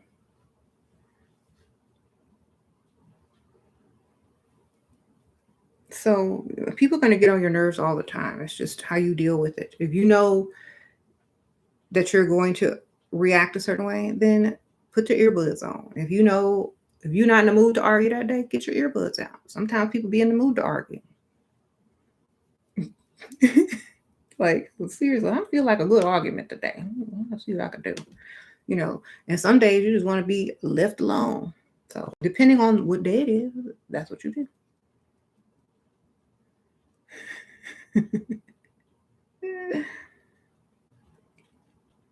Okay. That is correct. Yes, when I write books, or when I write these types of books, I don't beat around. I don't be like trying to give you my life story. If I write a book on my life story, it's gonna be separate from, the stuff I'm teaching.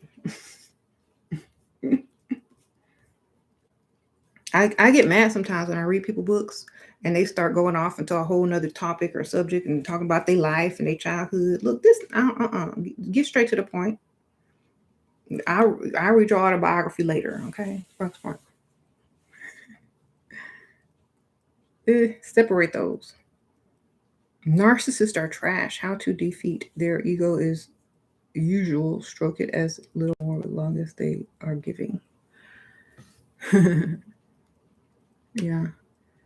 Keep having a problem with finding a good man. Things always end bad, or they are just not serious and just want sex. Da, da, da. Then, treat them exactly how they're treating you. Like, I just want whatever you want. That mean you gonna get it or they gonna get it. But you can talk about what you want all day with them, and when they get tired and leave, then there you go. You can't defeat a narcissist. The best thing you can do is become a narcissist, and then y'all just having fun at that point.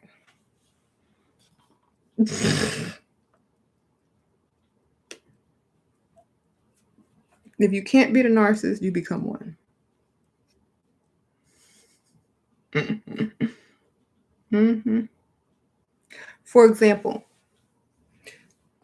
if you deal with a narcissist and you become a narcissist, anything you say to each other, it's not going to be taken personally, and it's just going to be for the enjoyment of being narcissistic towards each other. It's not going to ever be taken seriously. It's just going to be like a hobby, basically. Would it have mattered the color of the man when you were 23 and freestyling, or the only color that mattered was green? I was 22 actually. I guess it depends, but there's certain things that I like that is cultural. So we would probably need to have a lot of things in common for that to have worked out with any other, color or race.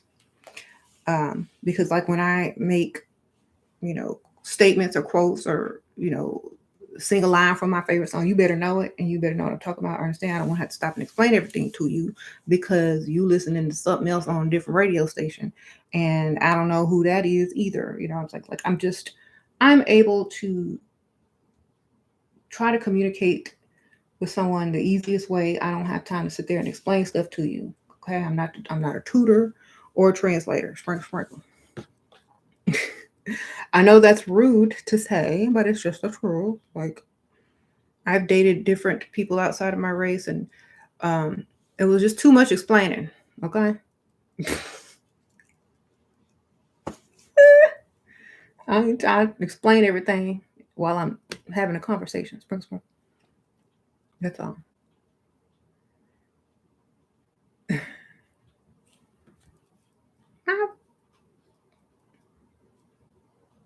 Yeah, but they did have to have some money, baby. Sprinkle.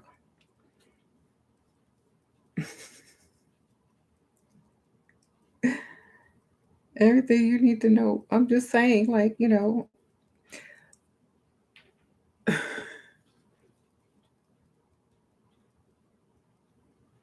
mom told you to marry a white man. Why are so many people obsessed? I don't know. Marry who you want to marry. Date who you want to date. That's the best thing I can tell you.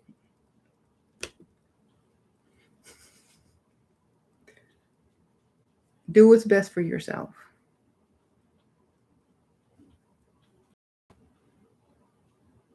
You need to know how to be more of one devil.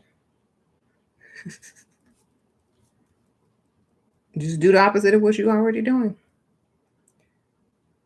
What are interesting conversation topics to talk about during dates without having to talk about yourself personally?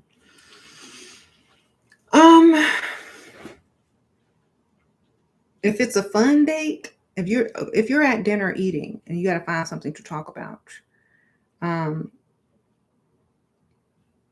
I mean, you could have some interesting questions to ask, like weird stuff. I always go for the weird stuff because every other question is stupid and typical. So I'm like, I'll ask somebody, "What's the strangest thing you've ever done?" You know, have you ever had any paranormal experiences? I'll go straight for the weird stuff. That way they scared or they're intrigued. Either way, it's a good reaction than bored or, you know, thinking you're basic. How to avoid the date becoming an interview? Ask strange questions. That doesn't become an interview. That becomes a discussion, baby. Strange questions lead to discussions, not more questions.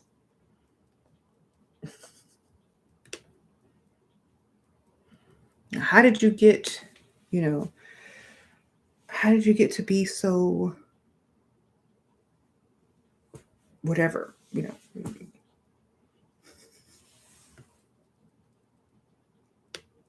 You're make it up. Who cares?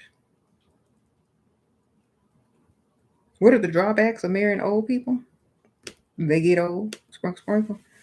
Um, dude.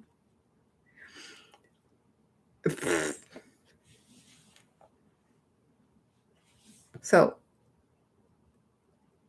yeah. Have just something strange to ask or, you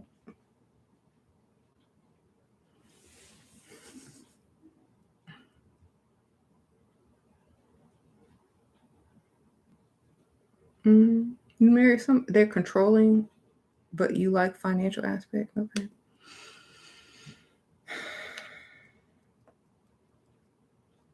You say you married an Arab guy, he's too controlling, but you like the financial aspect. Okay.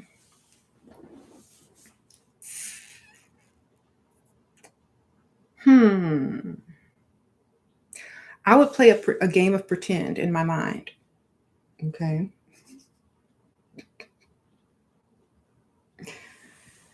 I would have to play a game of pretend to get everything I wanted while acting as if I were being controlled. And once I got all the stuff that I wanted,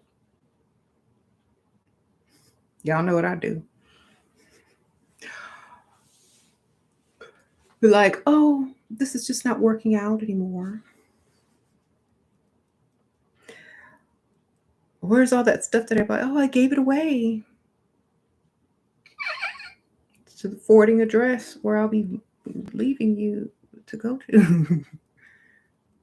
Okay. Do what Rihanna did. Okay. Get your business. That's right. Do a Janet Jackson. Okay. Get your baby your business. You're a baby, get you some business. Get you some dirt. Get you some secrets. Okay, and then be out. But honestly, you don't have to do all of that unless that is what you feel like you have to do in order to do what you need to do.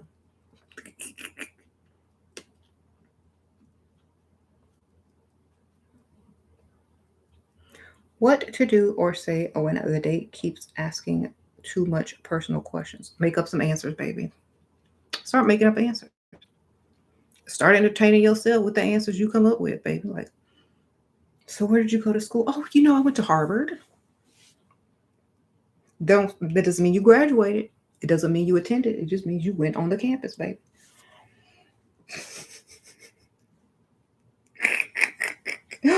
Oh my goodness. Oh yeah. So where did you grow up? Riverdale. Start pulling from TV shows and stuff, okay? Who's the last person you dated? Oh, this guy that, he was a start pulling from characters on TV. Sprinkle sparkle.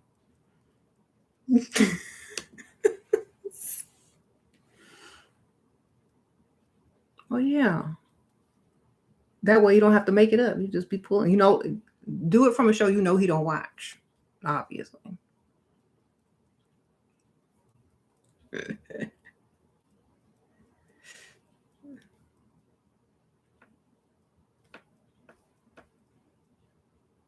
And that way you'll never forget because you know you don't watch the show. What do you say to men when you lied about your real name? Tell them that's your nickname. Sprinkle, sprinkle. That's your alias. That's the name you write under, girl. I don't know. That's my authoress name. I have a book under that name. It's a book of poetry. I only made 10 copies and passed them out for free at one time. But that's my alias.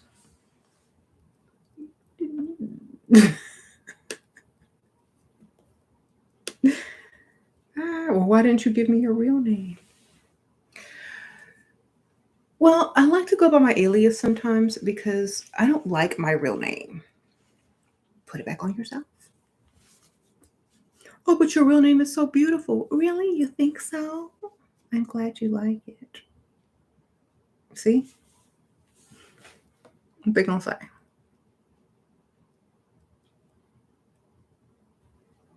You said write a book on how to lie properly. It's not called lying. It's called being creative.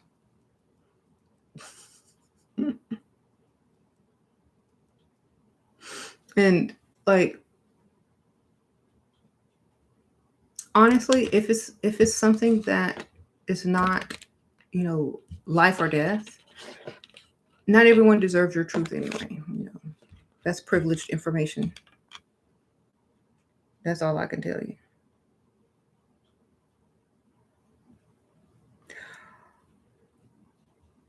You said creativity is the key. Like when it comes to something that's important or, life or death, yes, it's important to tell the truth. But when it doesn't matter,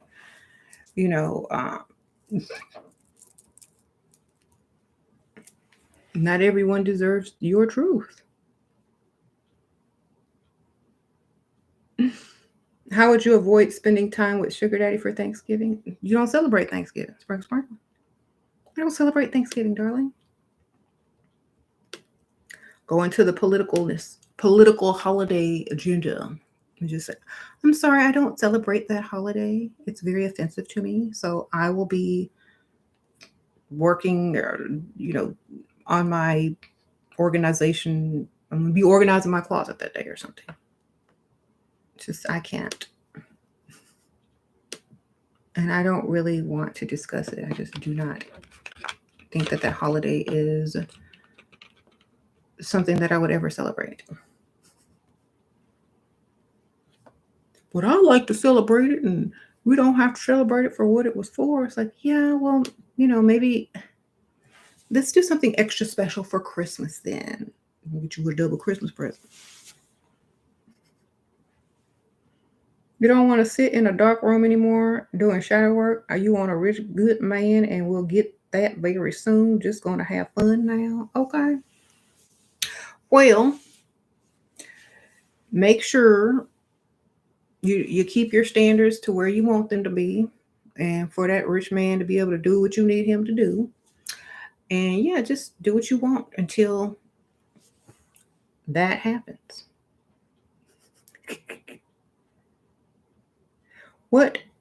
Sprinkle, what do you do or say when the date notices you lied about many of the questions he asked?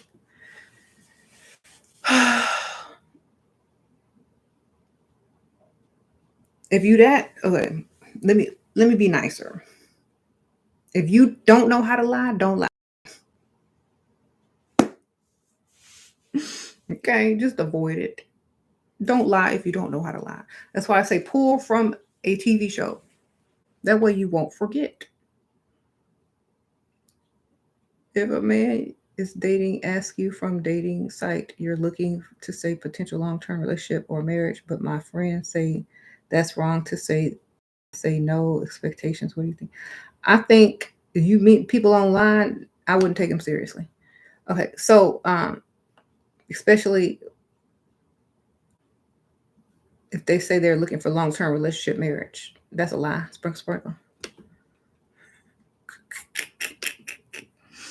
Okay, that's just the way to lure you in, baby. Um, or yeah, create a story for yourself that's half true, so that if you get caught in the lie, you have an excuse, or like, oh yeah, well I meant this, this, and that, or that was then and this is now. You got to be creative. Yeah, like if you're going to lie, you're going to have the creativity to have a backup plan for if those lies are discovered, or you're going to have a lie for the lie. If you can't do that, don't even try. It's just a skill that you have to work on by writing out what you want to say. Like if you don't want a date to turn into interview and you don't want to give all your personal information away, then have a script that you already just tell people. And um, you know, if you get to know the person a little bit more and you want to be more honest with him, then it'll be up to you to say, you remember when I told you this, and that? Well, um, now it's this, and that, or that was my nickname that I gave you, or that was my old address, or that was where I used to live, or that was not the real name of my ex, or that was not, you know, I was not really in a serious relationship before I met you. I just didn't want to seem desperate. When you're able to tell the truth because they don't care anymore, that's when you go ahead and tell. But unless you are able to make up stuff real quick that sounds good, then don't even bother without, scripting it out. Yeah, I have a bunch of videos on that a long time ago. What if you start giggling as you lie about yourself? Then you're not a good liar, baby. Sprinkle, sprinkle.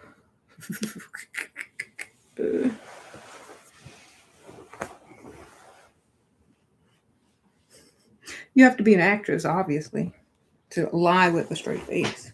That's all acting is. A lie with a straight face and character. Yes. How to deal with men who like beautiful women for pleasures but love to connect with famous women even if they are average looking. I feel that mm, eh, people like people for different reasons. Like, for example, if he likes famous women, it's maybe he wants to experience a different type of date. Or if he likes beautiful women who aren't famous, then he probably wants to feel as if he deserves the beautiful woman. But at the same time, like if you've dated people and pretty much they're all boring and the same, you're going to want to do something different. So I think that's what it is. Or if you have to date normal, regular people, they at least got to look a certain way or have a certain amount of money, because you're not going to tolerate you know anything less than your standards. So some people's standards are just very high and they don't really want to break them, even if it seems like shallow or something like that. Maybe they've already experienced other types of dates and things like that, and they want to experience something different. That's my best take on it. Take some improv acting classes, okay? That will help you. Exactly.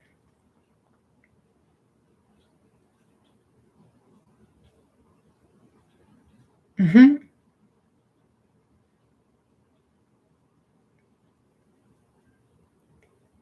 So that's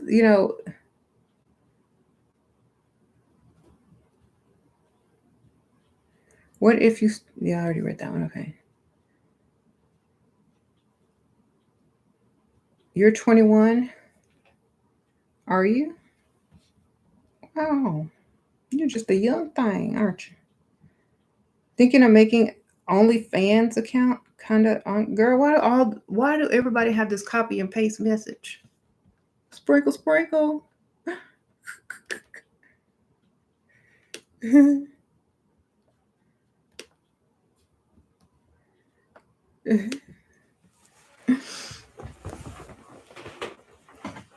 Y'all could be more original than that. Come on.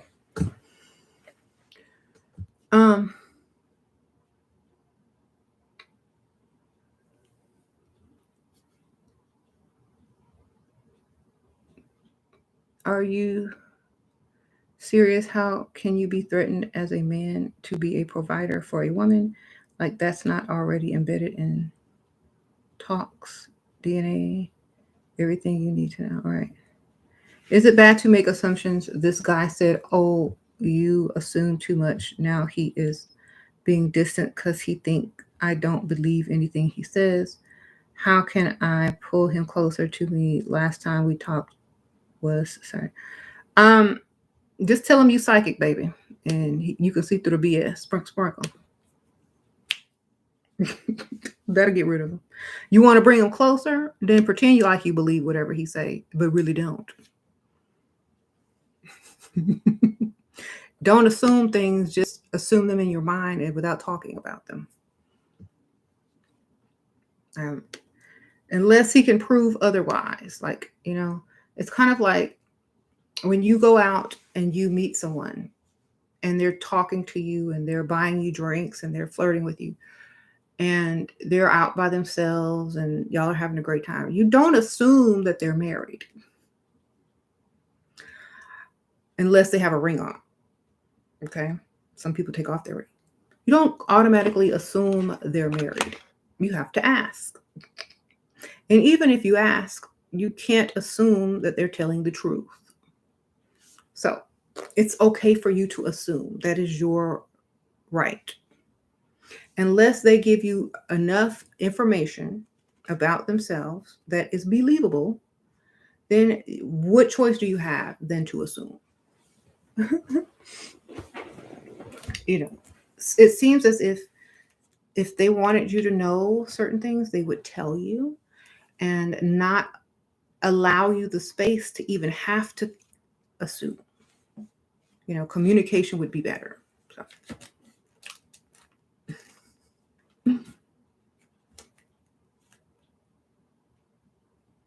How to be comfortable with lying to men when you first meet them? The same way they're comfortable lying to you.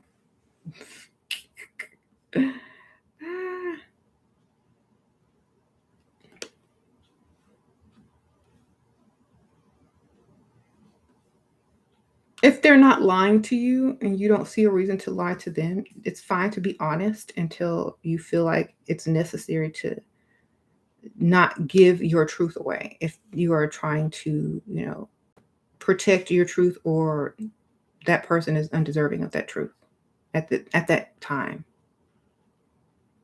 Mm-hmm.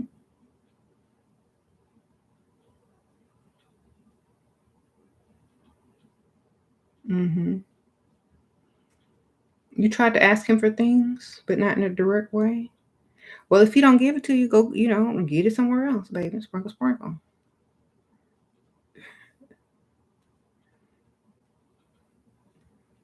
I mean, you gonna have to wait till he hit his 50s. When he hit that midlife crisis, then he'll be, trying to help out. Some people, they give you money before that because they know that's where they're headed. But some people got to hit that first in order for it to be real. Like, oh my gosh, I'm about to be 50 something years old. I better settle down. Okay. He's only 47. That means he's mid 40s in his mind. He just made 45 in his mind, which is the middle of the 40s, which is not old yet. He's rounding down. He need to be rounding up, baby. When that 50 hit, things will change.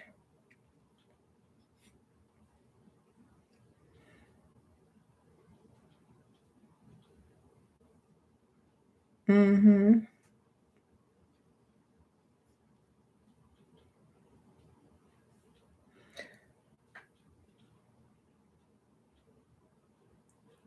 You jumped to the 60s, yeah, 50s over. Okay. At what age do most men reach their financial peak? Late 30s, 40s, 50s. I'm gonna marry him. He needs to still be fertile too. I would say at least, hopefully, in their 40s. Okay, if not, hopefully they're reaching it in their 40s.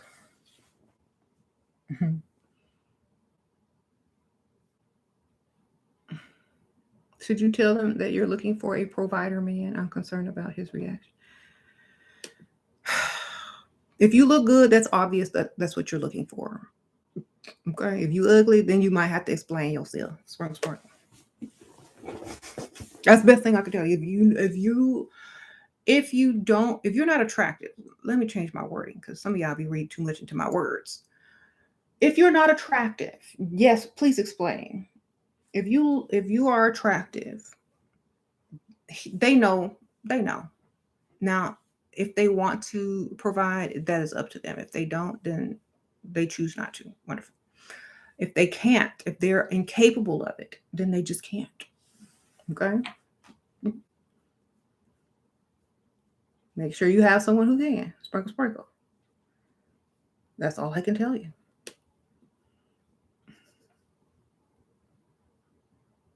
Men know what you want, especially if you are high maintenance. Exactly. They know what you want. And some men don't want to provide for women because they feel like women are trying to use them. Okay. Well, let me ask you a question. For men who feel that women are only trying to use them for their money, what else about you is so wonderful and great and spectacular that they will say, put your wallet up. I love you for you.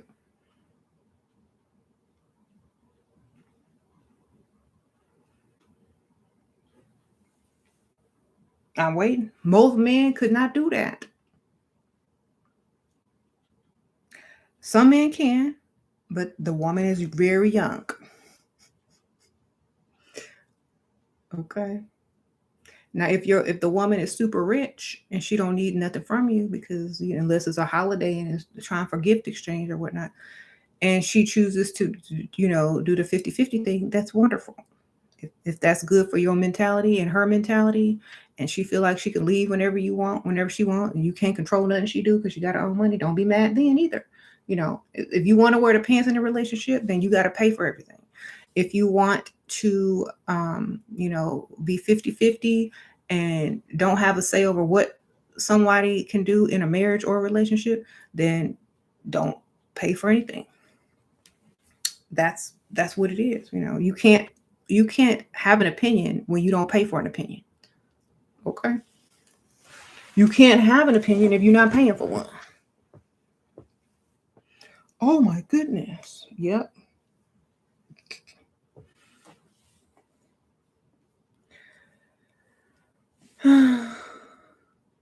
My backstroke and good looks will have her buying me things. Really? You could swim? Sprinkle. She looks like the Olympics then. Michael Phelps. I don't know.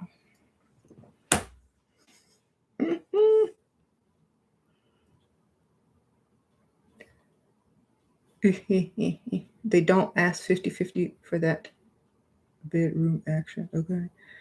He can't read you without your permission, and don't give him the energy to think that he could. Well, the only thing is, men who earn a lot of money, sometimes it just is a natural, thing for people to earn money because they're talented. Sometimes people got to go earn and struggle and stuff like that. But it's the same thing for women.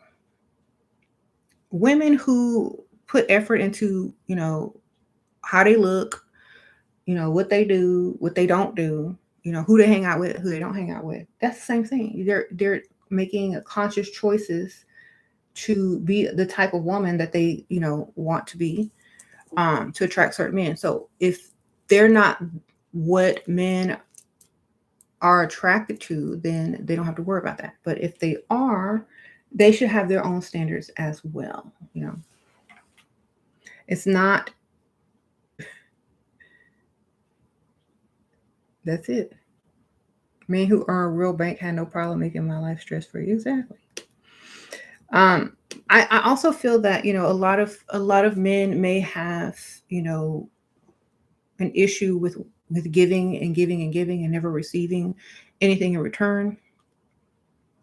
And the best thing I can tell you is if you have family and you're close with your family, and you have friends and you're close with your friends, a relationship with a woman is not going to make you feel, I mean, it will make you feel more special, but you're not going to die alone. Like most people say, oh, you're going to die alone. Like if you are surrounded by family, you're not going to die alone. Most people try to, get married or get in a relationship so they don't have to spend the rest of their life alone or die alone or whatever. So I think that's why most people try to get into relationships so they don't get old and die alone. But if you got kids, you surrounded by family, like a lot of women are, they don't care. But then men are like, well, who's gonna do this for me? Who's gonna cook for me? Who's going to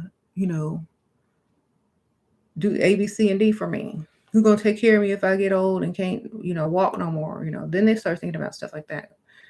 Was I good to my children? Are they gonna be too busy for me? Then they're gonna start thinking about that spouse. Dang, who's gonna want me when I'm old and crusty?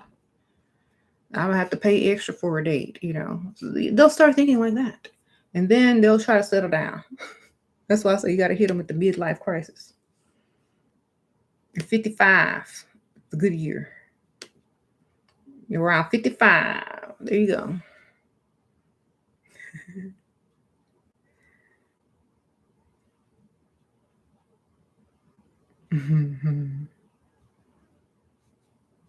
You said you have a family friend who's been married 4 times, 3 of his wife died of cancer, and he kept remarrying. I feel like some people relationships are correct. Girl, he was giving them poison. Sprinkle, sprinkle. What was his occupation?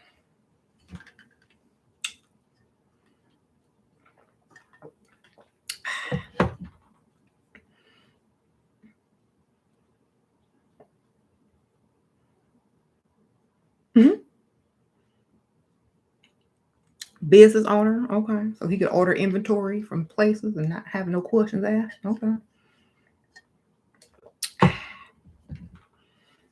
Mm-hmm. Y'all better check that inventory.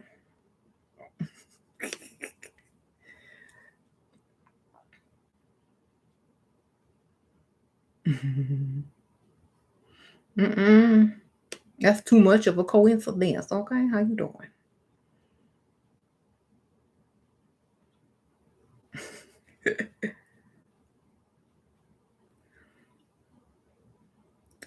Yeah.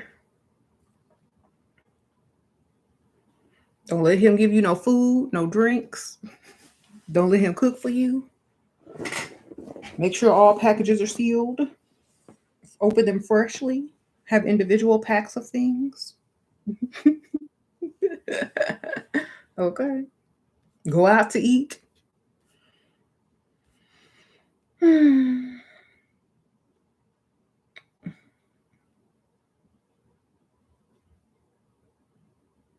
said he owned a restaurant chain before he retired. Hope his wives were eating good. Oh my goodness.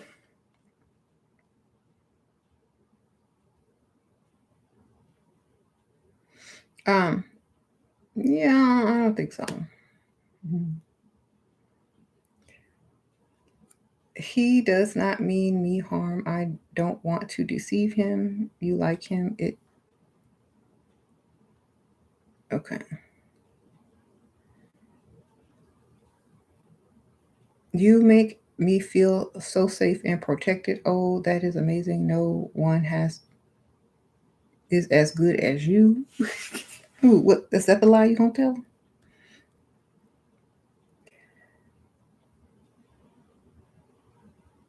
You said husband with history of multiple infidelity, now insecure when you leveled up and trying to make my own business and be financially secure. Well, I feel that the funny thing is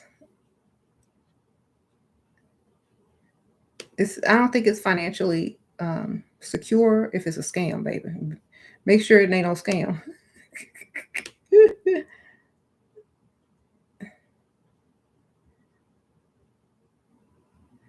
Make your own business and don't tell him. Sprinkle, sprinkle.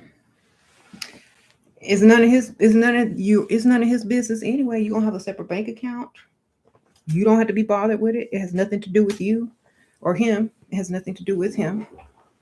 It's your stuff. You own it. You own yourself. You don't belong to him. Do what you want. I mean, hopefully your business will be successful. If not, then he'll never know. And you won't look like failure. Okay? Until you start making good money, I would say nothing.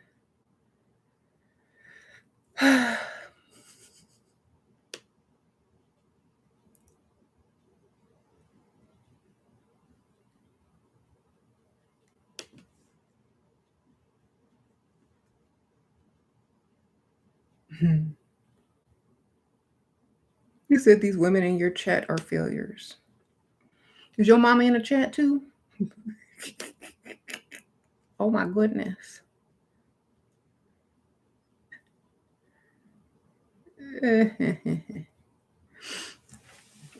I'm about to move in with your gremlin boyfriend. What? Oh my goodness.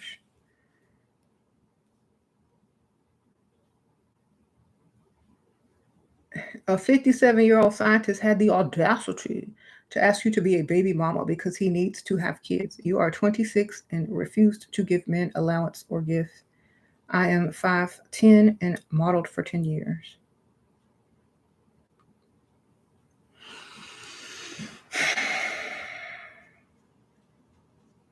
Tell him you will be his surrogate mother and name your price. Sprinkle, sprinkle.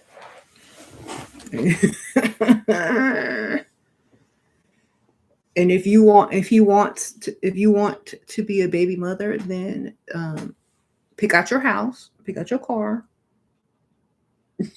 and tell them these are the requirements of being a baby mother.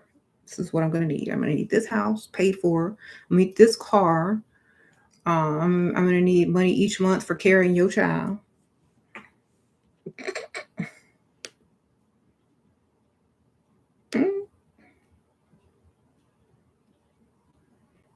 You need to have a child, and I need to have a house, car, money. Okay, sprinkle, sprinkle.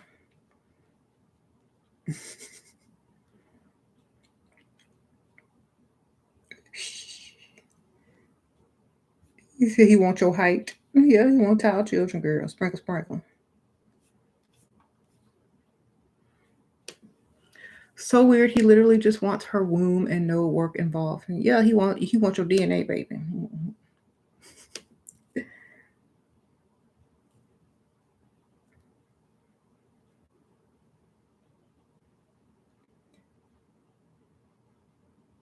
How to hook an alpha traditional African man.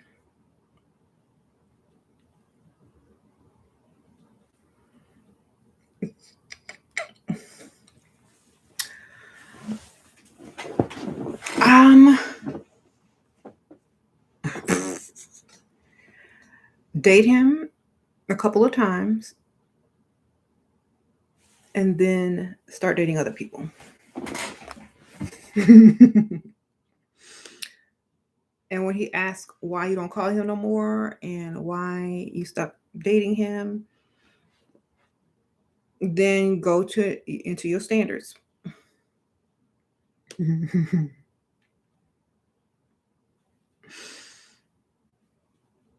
Act like it was your fault. Well, you're very nice, and I just didn't want to, I didn't want to take you seriously because I knew you could probably never, you know,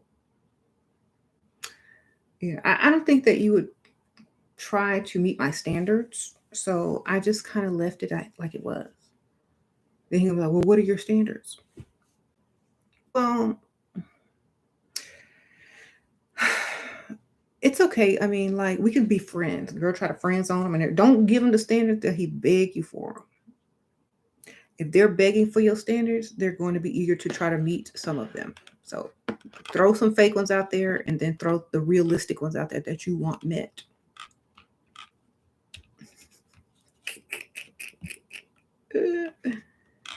And he'll meet the ones that are realistic, which were the ones you want met anyway, and you just threw the extras in to make those seem like the obvious choices.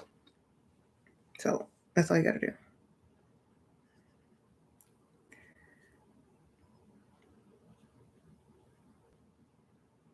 Mm-hmm.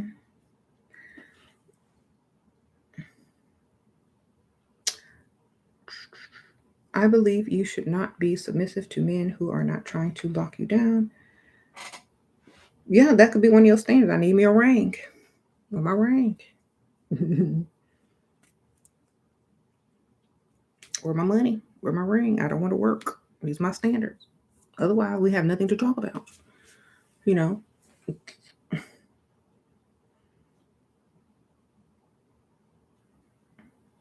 I need a ring, provisions, and whatever transportation I choose. If you can't meet those standards, we can't date. You got to take me off the market, baby. Take me off the market. I need those things. Otherwise, it's not going to work out.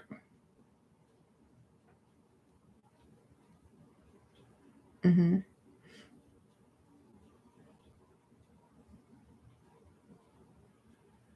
You said good-looking women look pitiful with ugly men. They don't look pitiful when they shopping and doing whatever else they doing without that man. I noticed that your boyfriend gives you more when I show appreciation for what he gives me. Mm-hmm.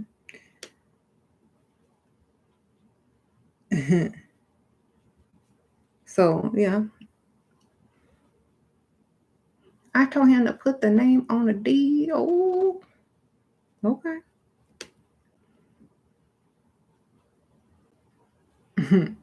What is appropriate to tell him I don't want to work? When is it appropriate? When you get quote unquote fake fired from your job and start crying.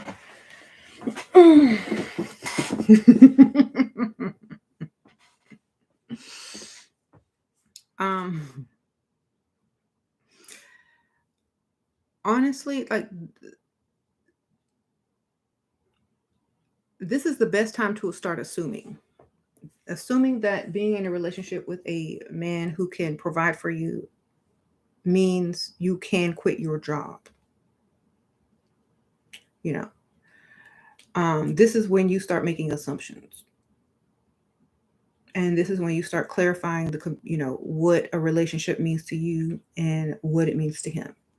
To you, to be in a committed relationship taken off the market to be exclusively just for him means you do not work no more, but you still get money from him.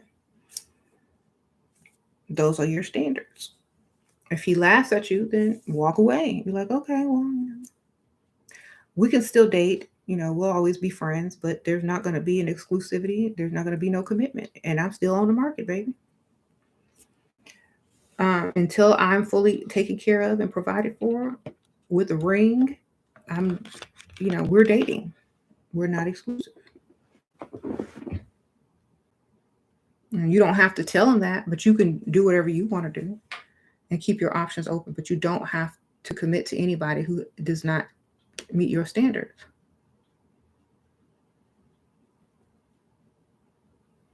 You said you just met a couple of weeks ago. Is it too early? Is he serious about you? Like, does he want to spend all this time with you? Is he trying to get you to spend the night with him? Is he trying to take it to the next step? What is he trying to do? Like, how bad does he want you?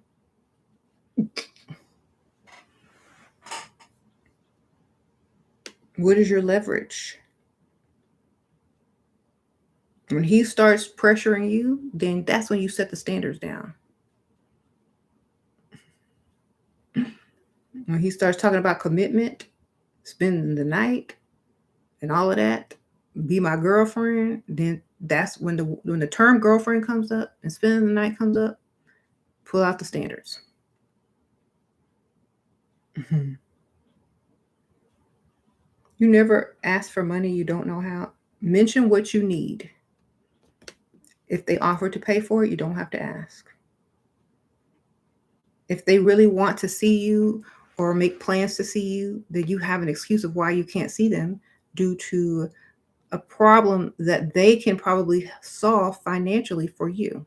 You see? Oh, I'm sorry, I can't make our date because I have to figure out how I'm going to, fix this problem I have. I have to pay such and such and such and such for, this and that. But I'll take a rain check. Maybe we can meet up another day. I'm just really stressed out right now. Sorry. A, he gonna think you lying and about to go see somebody else and then offer to pay for whatever or give you some money. B, he'll just move on because he can't afford you. Or C, he'll ask how he can help and if he could give you some money. If he doesn't do any of the above, then I would never take him seriously.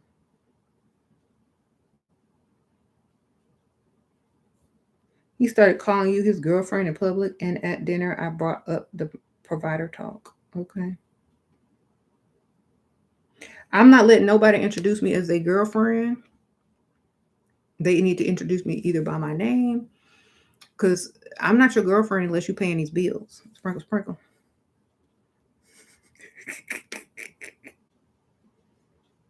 Or if you make the mistake of saying I'm your girlfriend, I'm quitting my job the next day, and I'm about to move in. I'm bringing my bills with me, and I'm gonna set them on your desk. Sprinkle, sprinkle. That's what girlfriend mean to me. Okay, that's what it is. I'm your girlfriend. Oh, for real? Okay. I'll be right back. I'll see you tomorrow. I'm gonna have my bills ready. I'm gonna quit. Put in my 1 day notice. Okay. No.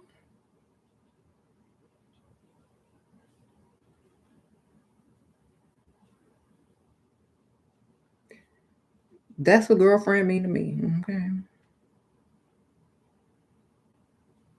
How to get money he borrowed.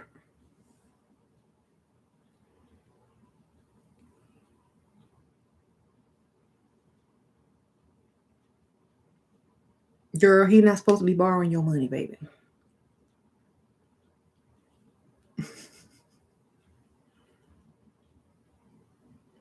If he borrowed money, he obviously needed it more than you. And do you really want to be with somebody who got to borrow money from a woman?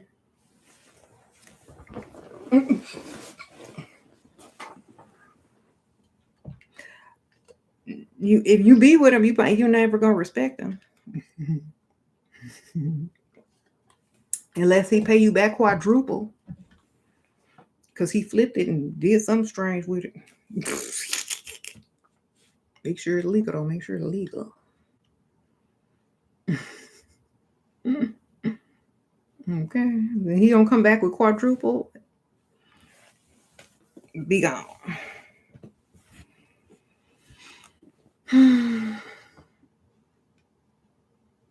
How does acting like he doesn't exist get his attention in the room? By acting like you're the only one that exists, darling.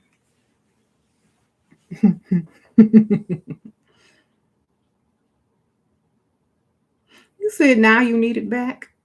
You need a strategy. Girls, you're gonna have to steal it back. Get a fake phone number and scan it back from me. I don't know. Don't know what to tell you. This is why you don't loan money to men. Like, honestly,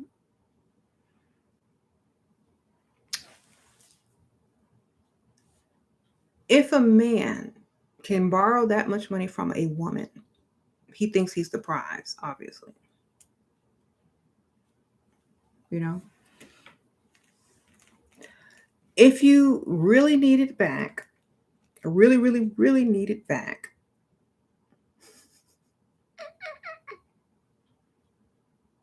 you're going to have to take him to court, baby. You're going to have to have proof. It was a loan. That's all I can tell you.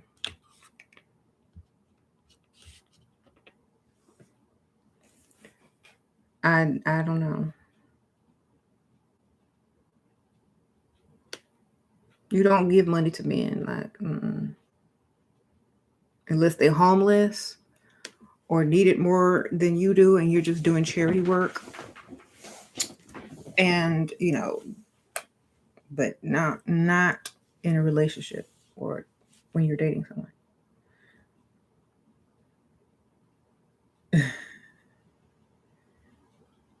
You said you wouldn't give a homeless man money. Sometimes you got to give it to them so they can leave you alone, girl. Sprinkle.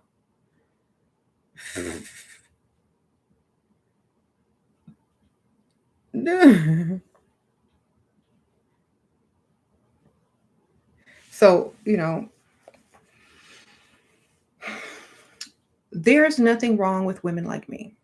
Just like there's nothing wrong with a soldier that was trained for combat, guerrilla warfare, and also how to be a gentleman, dress correctly, and have certain manners. And there's nothing wrong with any of that. There's nothing wrong with you. That's who you have been trained to be by the institution or the world that you live in. Okay. That's who you are. So many men get upset because women have turned into certain types of, women who don't put up with the BS anymore. And they feel like, oh, well, there's something wrong with you. You need to heal, you need to seek therapy. No, then most of the world's military needs to be in therapy. Then most of the people who sell poisonous products and claim that it's okay to take, with all these side effects, they need to be in therapy too. So if you're going to allow people to tell you that something is wrong with you, or you need to heal from this, or you need to heal from that, look at them crazy and say, I am who I am, accept it or not. If I'm too strong for you, if I'm too much for you, then go find someone who believes that they really need to heal because something is wrong with them. This is who I am. Take it or leave it, darling.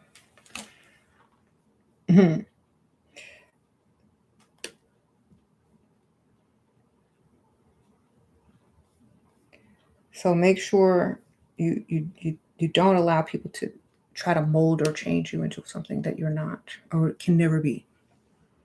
I mean, you can act all day, but you can't ever be what you are always pushed to try to act like. Act like you need to act when you need to act like that, and then do what you want.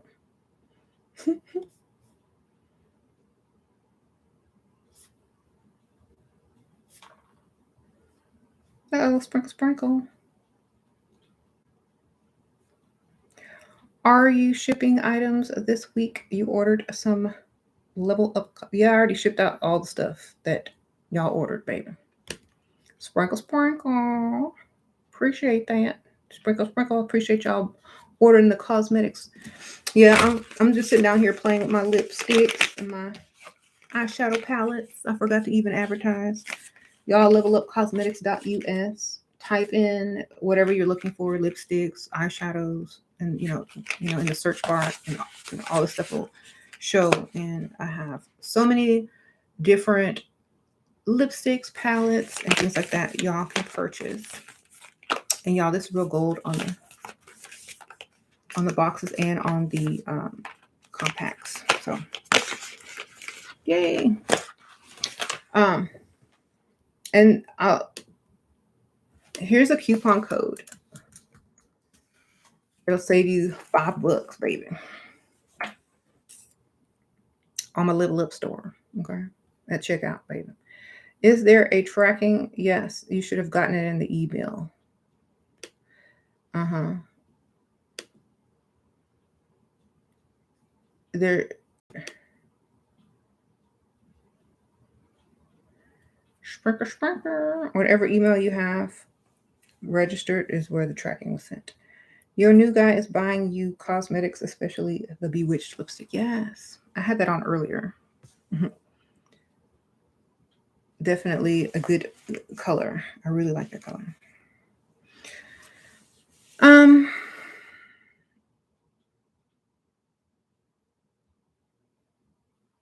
Where did Sprinkle originate? On this channel? Never have unconditional love for a man. Only give him attention if he spoils you and treats you well. Okay.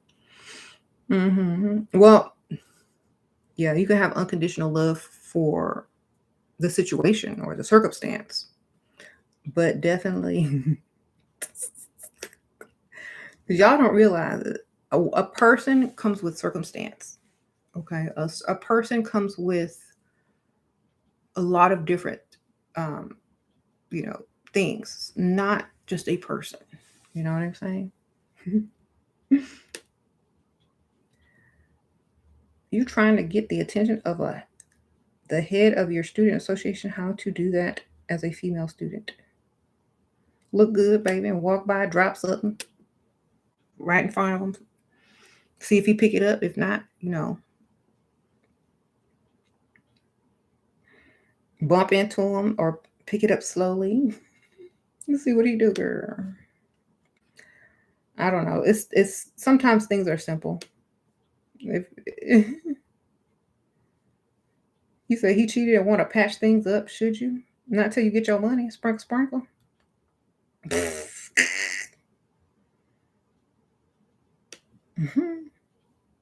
That the dude that borrowed money from you.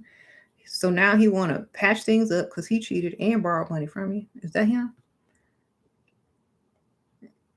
Get the money first, baby. He can't come back till you paid in full. With interest, because I'm charging interest.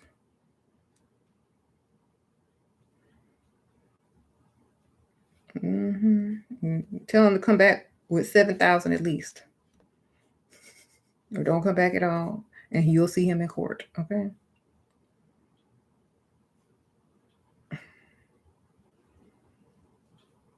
But honestly, like if you gave that to him, he probably thought that was a gift, girl.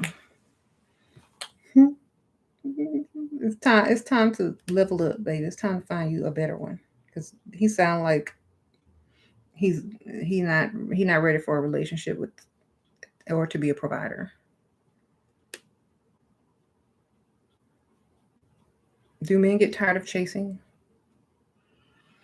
When they joints give out and their legs get tired and they get high blood pressure and they got to be yep, they get tired. Them side effects from all the medication start kicking in. Yep. He can't even.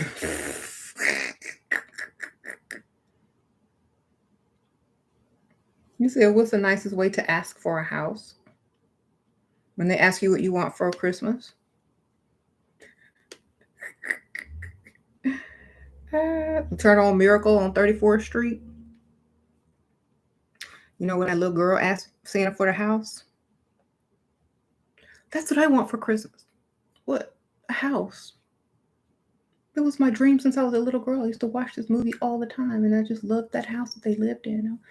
I saw a house that I really liked, and that would be my Christmas wish come true.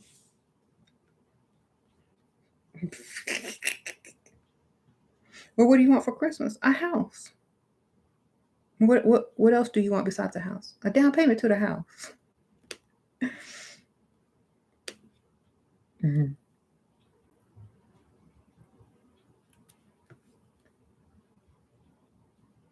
That's the nicest way. Whenever he asks you what you want to go do, look at houses. A house.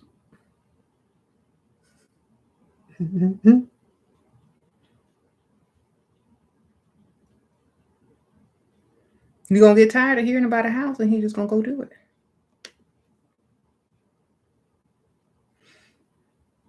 Mm-hmm.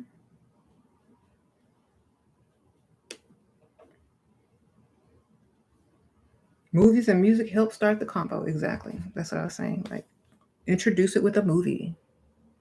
And you got to be strategic in this world. You got to plan ahead. Like, okay, we're going to watch Miracle on 34th Street where that little girl asked Santa for a house. Then when he asked me what I want for Christmas, because, it's going to come up during the Christmas movie, I'm going to say a house.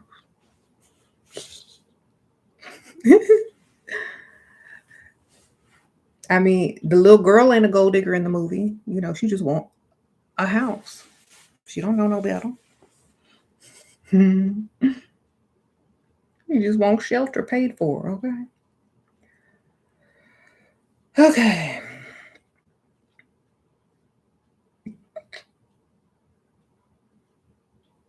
Yep, that's how I used to do. Introduce stuff through music, movies, set it up. You know what the lyrics say on them songs before you turn them on. You know what that movie's about because you done seen it before. You know the part where it's going to be real uncomfortable because there's a similar situation in the movie and,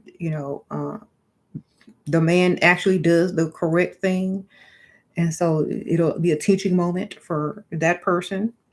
Just, you got to do your homework though. You got to be like, okay, well, I'm going to make him watch this movie so I can get my way.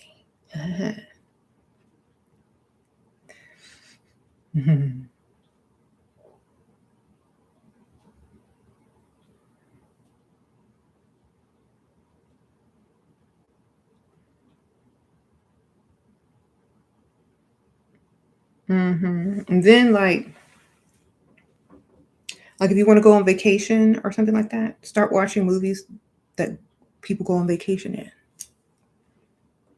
And when you're watching the movie like, oh my gosh, I would love to go there. It looks so fun. Well, I guess the next best thing is just watching it on TV, right?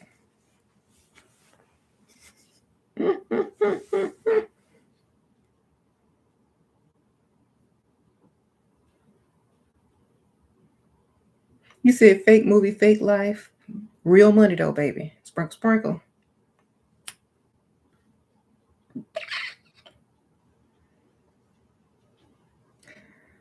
That's all I could tell you. Any insight on suggestion about a man who came into your life who is psychic and sees things I would only tell a therapist? Girl, Back to the Future, baby. He got that DeLorean.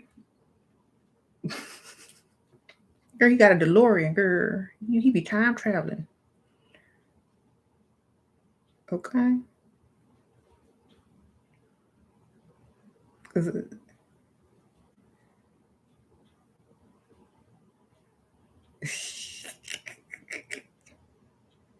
he went back to the future, girl.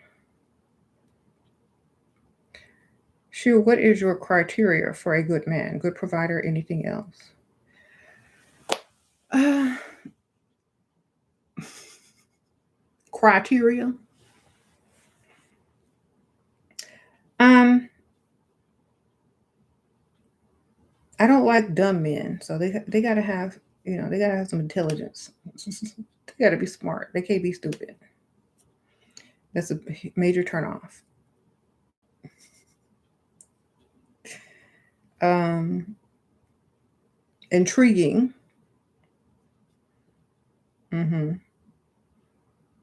What's a DeLorean, girl? That's a time machine, girl. You don't watch TV? Back to the Future. They gotta know what They have to have a lot. They have to have things in common with me. They have to, you know, be able to teach me something, and also, gotta be interesting and fun to be hang out with and stuff. I don't like boring people unless I plan on spending a lot of time alone. That way, there's an excuse for me not to be near. He gave me all the things I wanted, then cheated and ghosted. I want more pampering. Should I do when he asked to get back for the third time?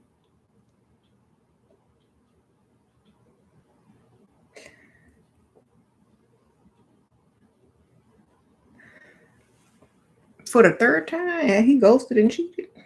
Well, I mean, before he is allowed back, then make that as the standard. Like, you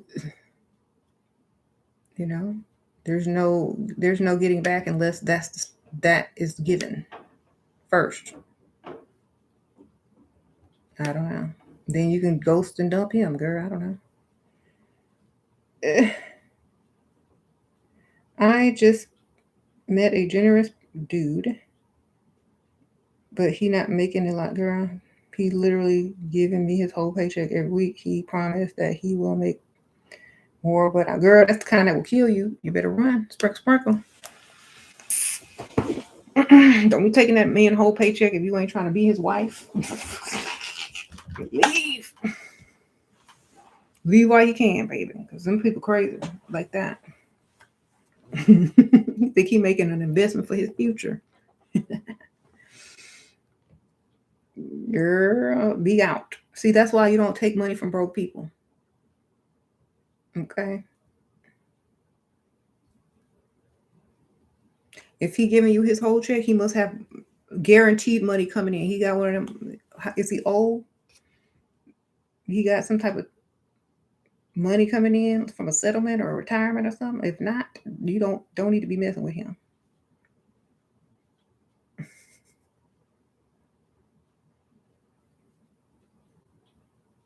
I've been taking your paycheck for years. Marcus, you must not work.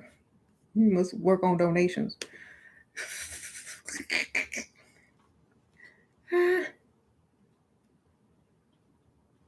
What lie can you make up if a man asks you if you went to college so you don't sound like you don't have any education? If you ever stepped on a college campus, darling, you went to college. Sprinkle, sprinkle. If you ever passed by college and did a U-turn in the parking lot, you went to college. Sprinkle, sprinkle. If you accidentally got lost and ended up near a college on the street named college, you went to college. Sprinkle, sprinkle.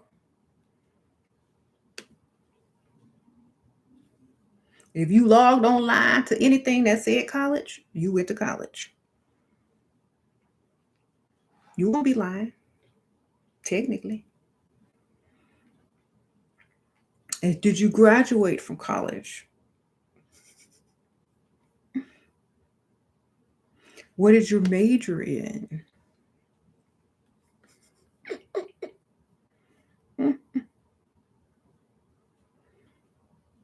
Then make up something there. I don't know.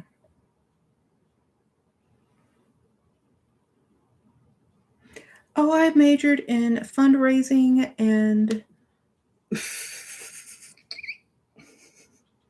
give my money.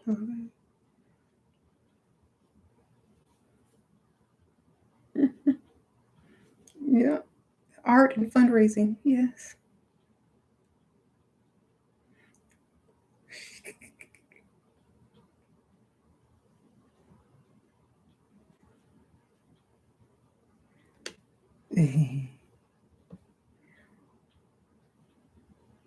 Human relations. You need to start a fundraiser to get that house in, right? If ever visited a friend in college, you went to college. Exactly. I went to college, several colleges.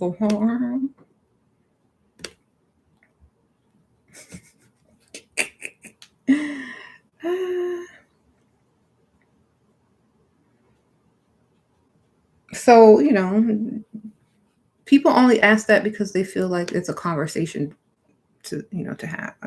You can lie. If you don't want to feel stupid, then just say, oh, if you want to feel even smarter, say, oh, I skipped college and traveled the world and got the experience. You could lie. Da, da, da, da. And then, I started investing and I make pretty good money. Like, you just skipped the whole thing. You were smarter than everybody. But I may go back someday when I get bored. Do what you want.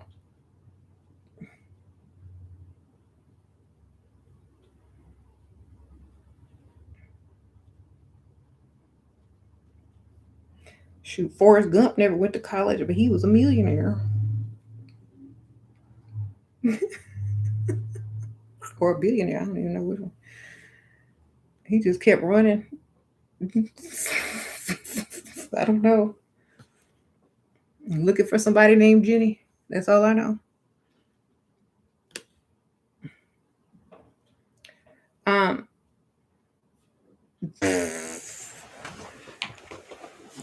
oh my goodness.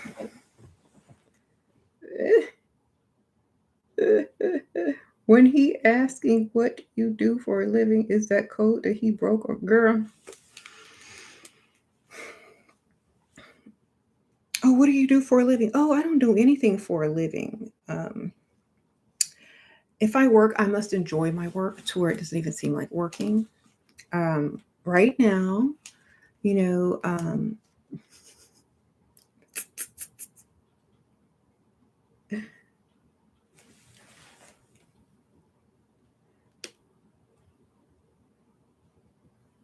and make up whatever you need to make up. Right now, I'm a part-time receptionist at a law firm. That way, you're around rich guys all day. You cute. You got access to money and dates. Sprinkle, sprinkle. Okay? And you don't make no money, so he's going to have to pay for whatever y'all do. That's what I always tell people. I'm a part-time receptionist at a law firm. Yeah.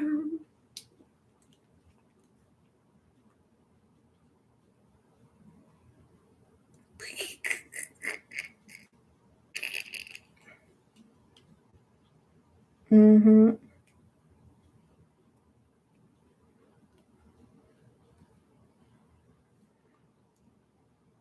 You said a flight attendant? If I were a flight attendant, it'd be at a private airport, darling. Mm-hmm. That's the best way. That way you're around money, girl. You ain't got to guess. Like, I know I'm around some money.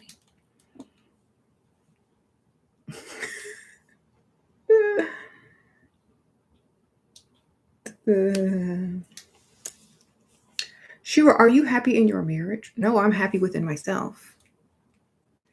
When you're happy within yourself, it don't matter if you're happy within your marriage. That's their problem, girl. That's their problem. They could look you up. Okay, you went to call versus graduating. What? Two different things, right?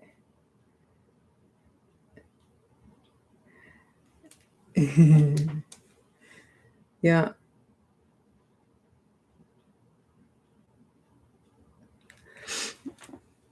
They could. What do you talk about? They could look you up. Hey, Shira, love your necklace. I love it too, even more. That's why I wore it. Sprinkle, sprinkle. You a full-time representative of the self. Okay, me too, girl. I'd be a full-time representative.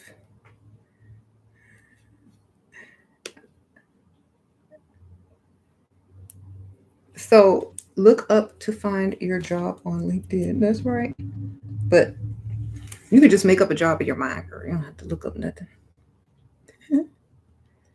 How are they going to know? They're going to go check. And why are they checking? They're not supposed to be impressed with your career. They're supposed to be impressed with you. Like if you need somebody with another career that bad, go find you a business partner, baby. Okay. I'm not about that life.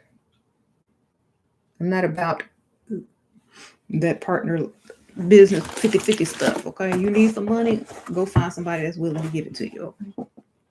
Okay? I shouldn't even have to have a career. Sprinkle, sprinkle. Okay.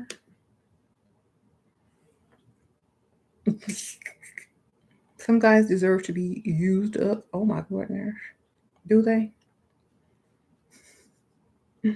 If any Indian, somebody,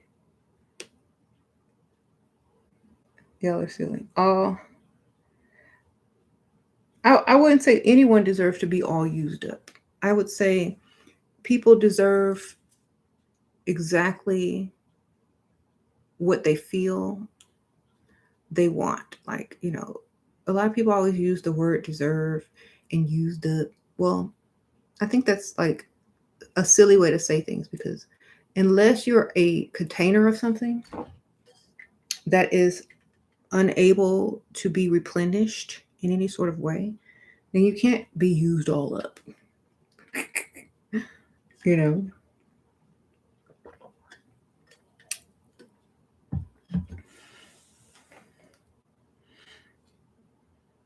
that's like saying, oh, I used up all the air on the earth with each breath that I exhale and inhale. As long as I've been alive, I've taken every breath on this earth, but somehow it replenishes itself over and over. So, I don't really, we shouldn't worry about that. If you can't replenish yourself,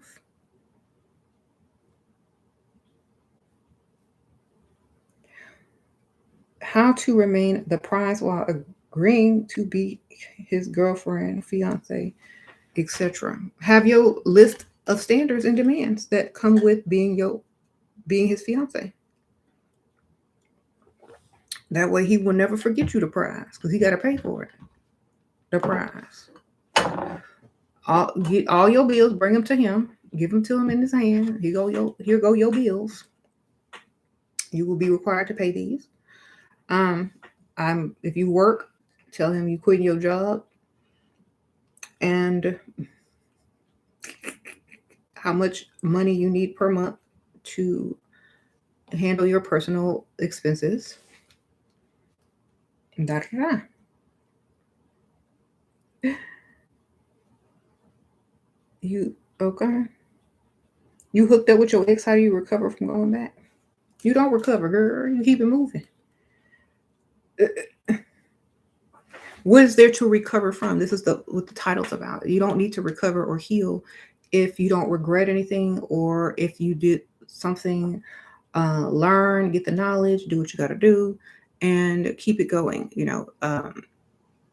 If you don't want to be with that ex, if you don't want to be with him anymore, then don't be with him. That's just as simple as that.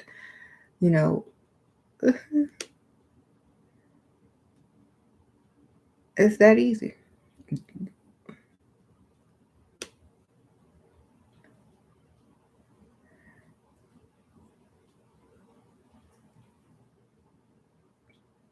You said quitting your job. Exactly. I'm not going to work and be in a relationship at the same time. It's too much work. You want all my attention? Unless it's my own business, I'm not working for nobody. Real estate is starting to be over or saturated and starting to become more of it's who you know type business. Okay. A man you're with now gives you everything you want. You're going on vacation. Okay. He's only 27. Okay. Take your ex to the gun range with you. What? You need to join the army then. Make sure the level up match them demands. Exactly. And if they don't, then tell them to move out the way. Go find somebody to do match. I mean, that's all you can do. Like, then move out the way then. Shoot, go.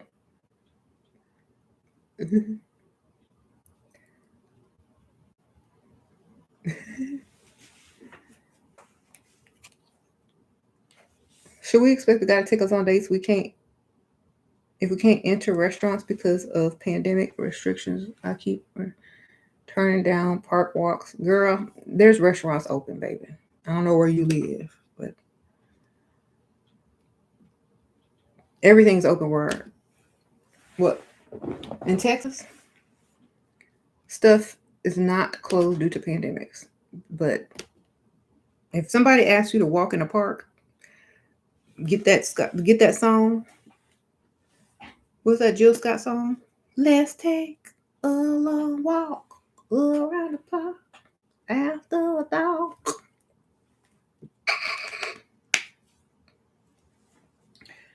He said, I don't walk in parks after dark. Let's take a walk through the mall, baby. That's better.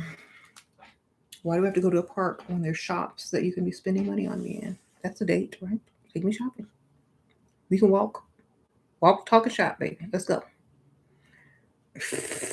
There's a food court and they ain't not closed for no pandemic. Look, how you doing?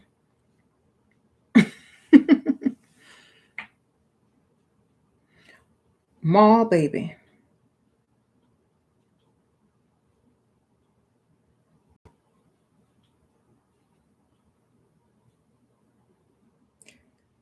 That's the best idea, okay? Let's walk straight to your bedroom and right back out after I took your watch and your wallet. Just kidding.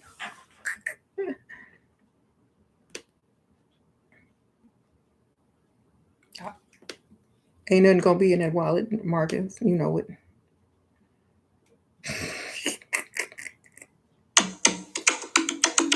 Sprinkle, sprinkle. All right, y'all. I'm wrapping this up. Wrapping this up.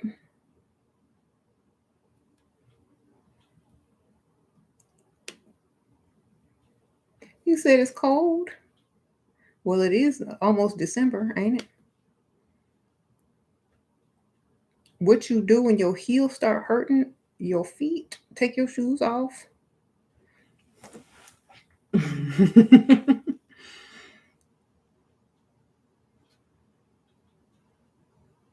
In public? No, in private. Yeah. Well, it depends on how much you've had to drink. If you're perfectly sober and you don't do those types of things when you're sober, you leave them shoes on and feel the pain. But if you drunk, don't nobody care. You already drunk anyway. Like take your shoes off, it's not gonna do anything extra. Okay. Look. You said bring flats, trade shoes with someone, do something. Can you make a video on creating a lovely, cozy home? A lovely, cozy home. Yes. Pay some maids to come clean it. Put your favorite music on. And sit back and relax, darling.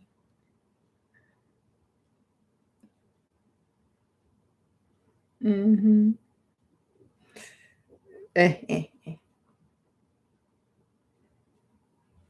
Carry slippers in your purse. Oh my goodness. You're gonna have to have a big purse. Mm-hmm. You know what I'd like to do? Actually, I'd like to create a bunch of different videos and just vlog and all that kind of stuff, which I am in the process of doing anyway. And then I do my live videos. So I'm pretty much gonna do all those things. So whenever. Mm-hmm.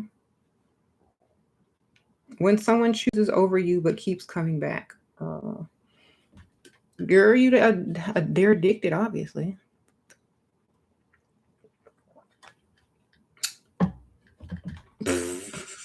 If you're addicted to someone, or they're addicted to you, or you're addicted to each other, I don't know. One day, people gonna get tired of y'all being addicted to each other and just move out the way. You said tell them to rub on your feet. Oh my goodness.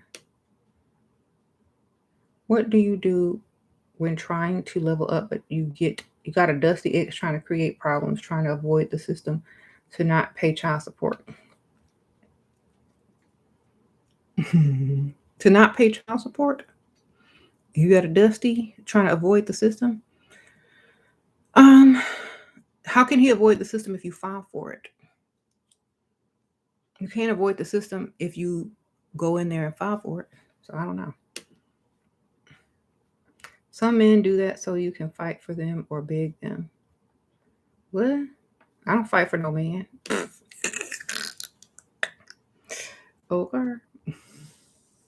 This ain't Karate Kid. I'm not the man who will fight for your honor. Unless you got my purse. Or this somebody got my purse and wallet. You tried to save it. Then I'm a fight, okay?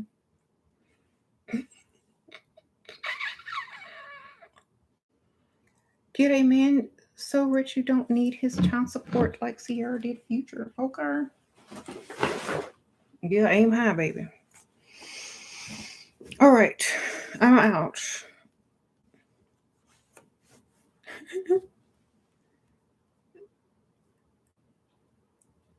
Should you still agree to become his girlfriend if he say he still have to work, but you trick if you still have to work, but you trick him into spending thousands a day on new clothes, etc.? How to become his fiance in less than a year?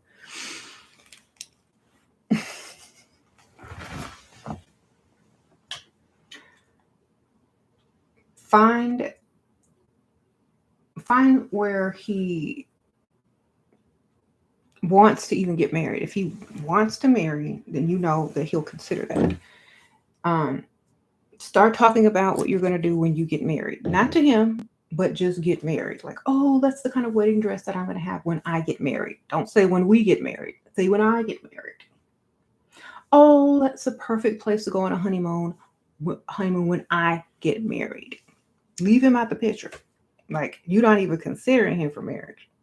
Okay? Like, when I get married, I'm going to do A, B, C, and D. Then he was like, well, who you going to marry? Now he wants to marry because you ain't talking about him. I ain't good enough to marry?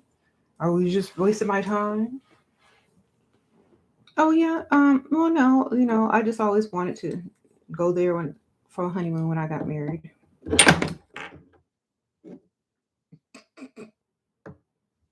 Mm-hmm. They ain't gonna be like, well, that's a nice place. Yeah, it is, huh? Oh, I also want to go do this, and that whenever I get married. Not we, but I. Then he gonna start using the word we. There you go. Sprinkle, sprinkle. He said, who's my favorite celebrity that leveled up? All of them, obviously. You see when they started and when they, currently look like all of them. Sprinkle, sprinkle. See you later. Bye.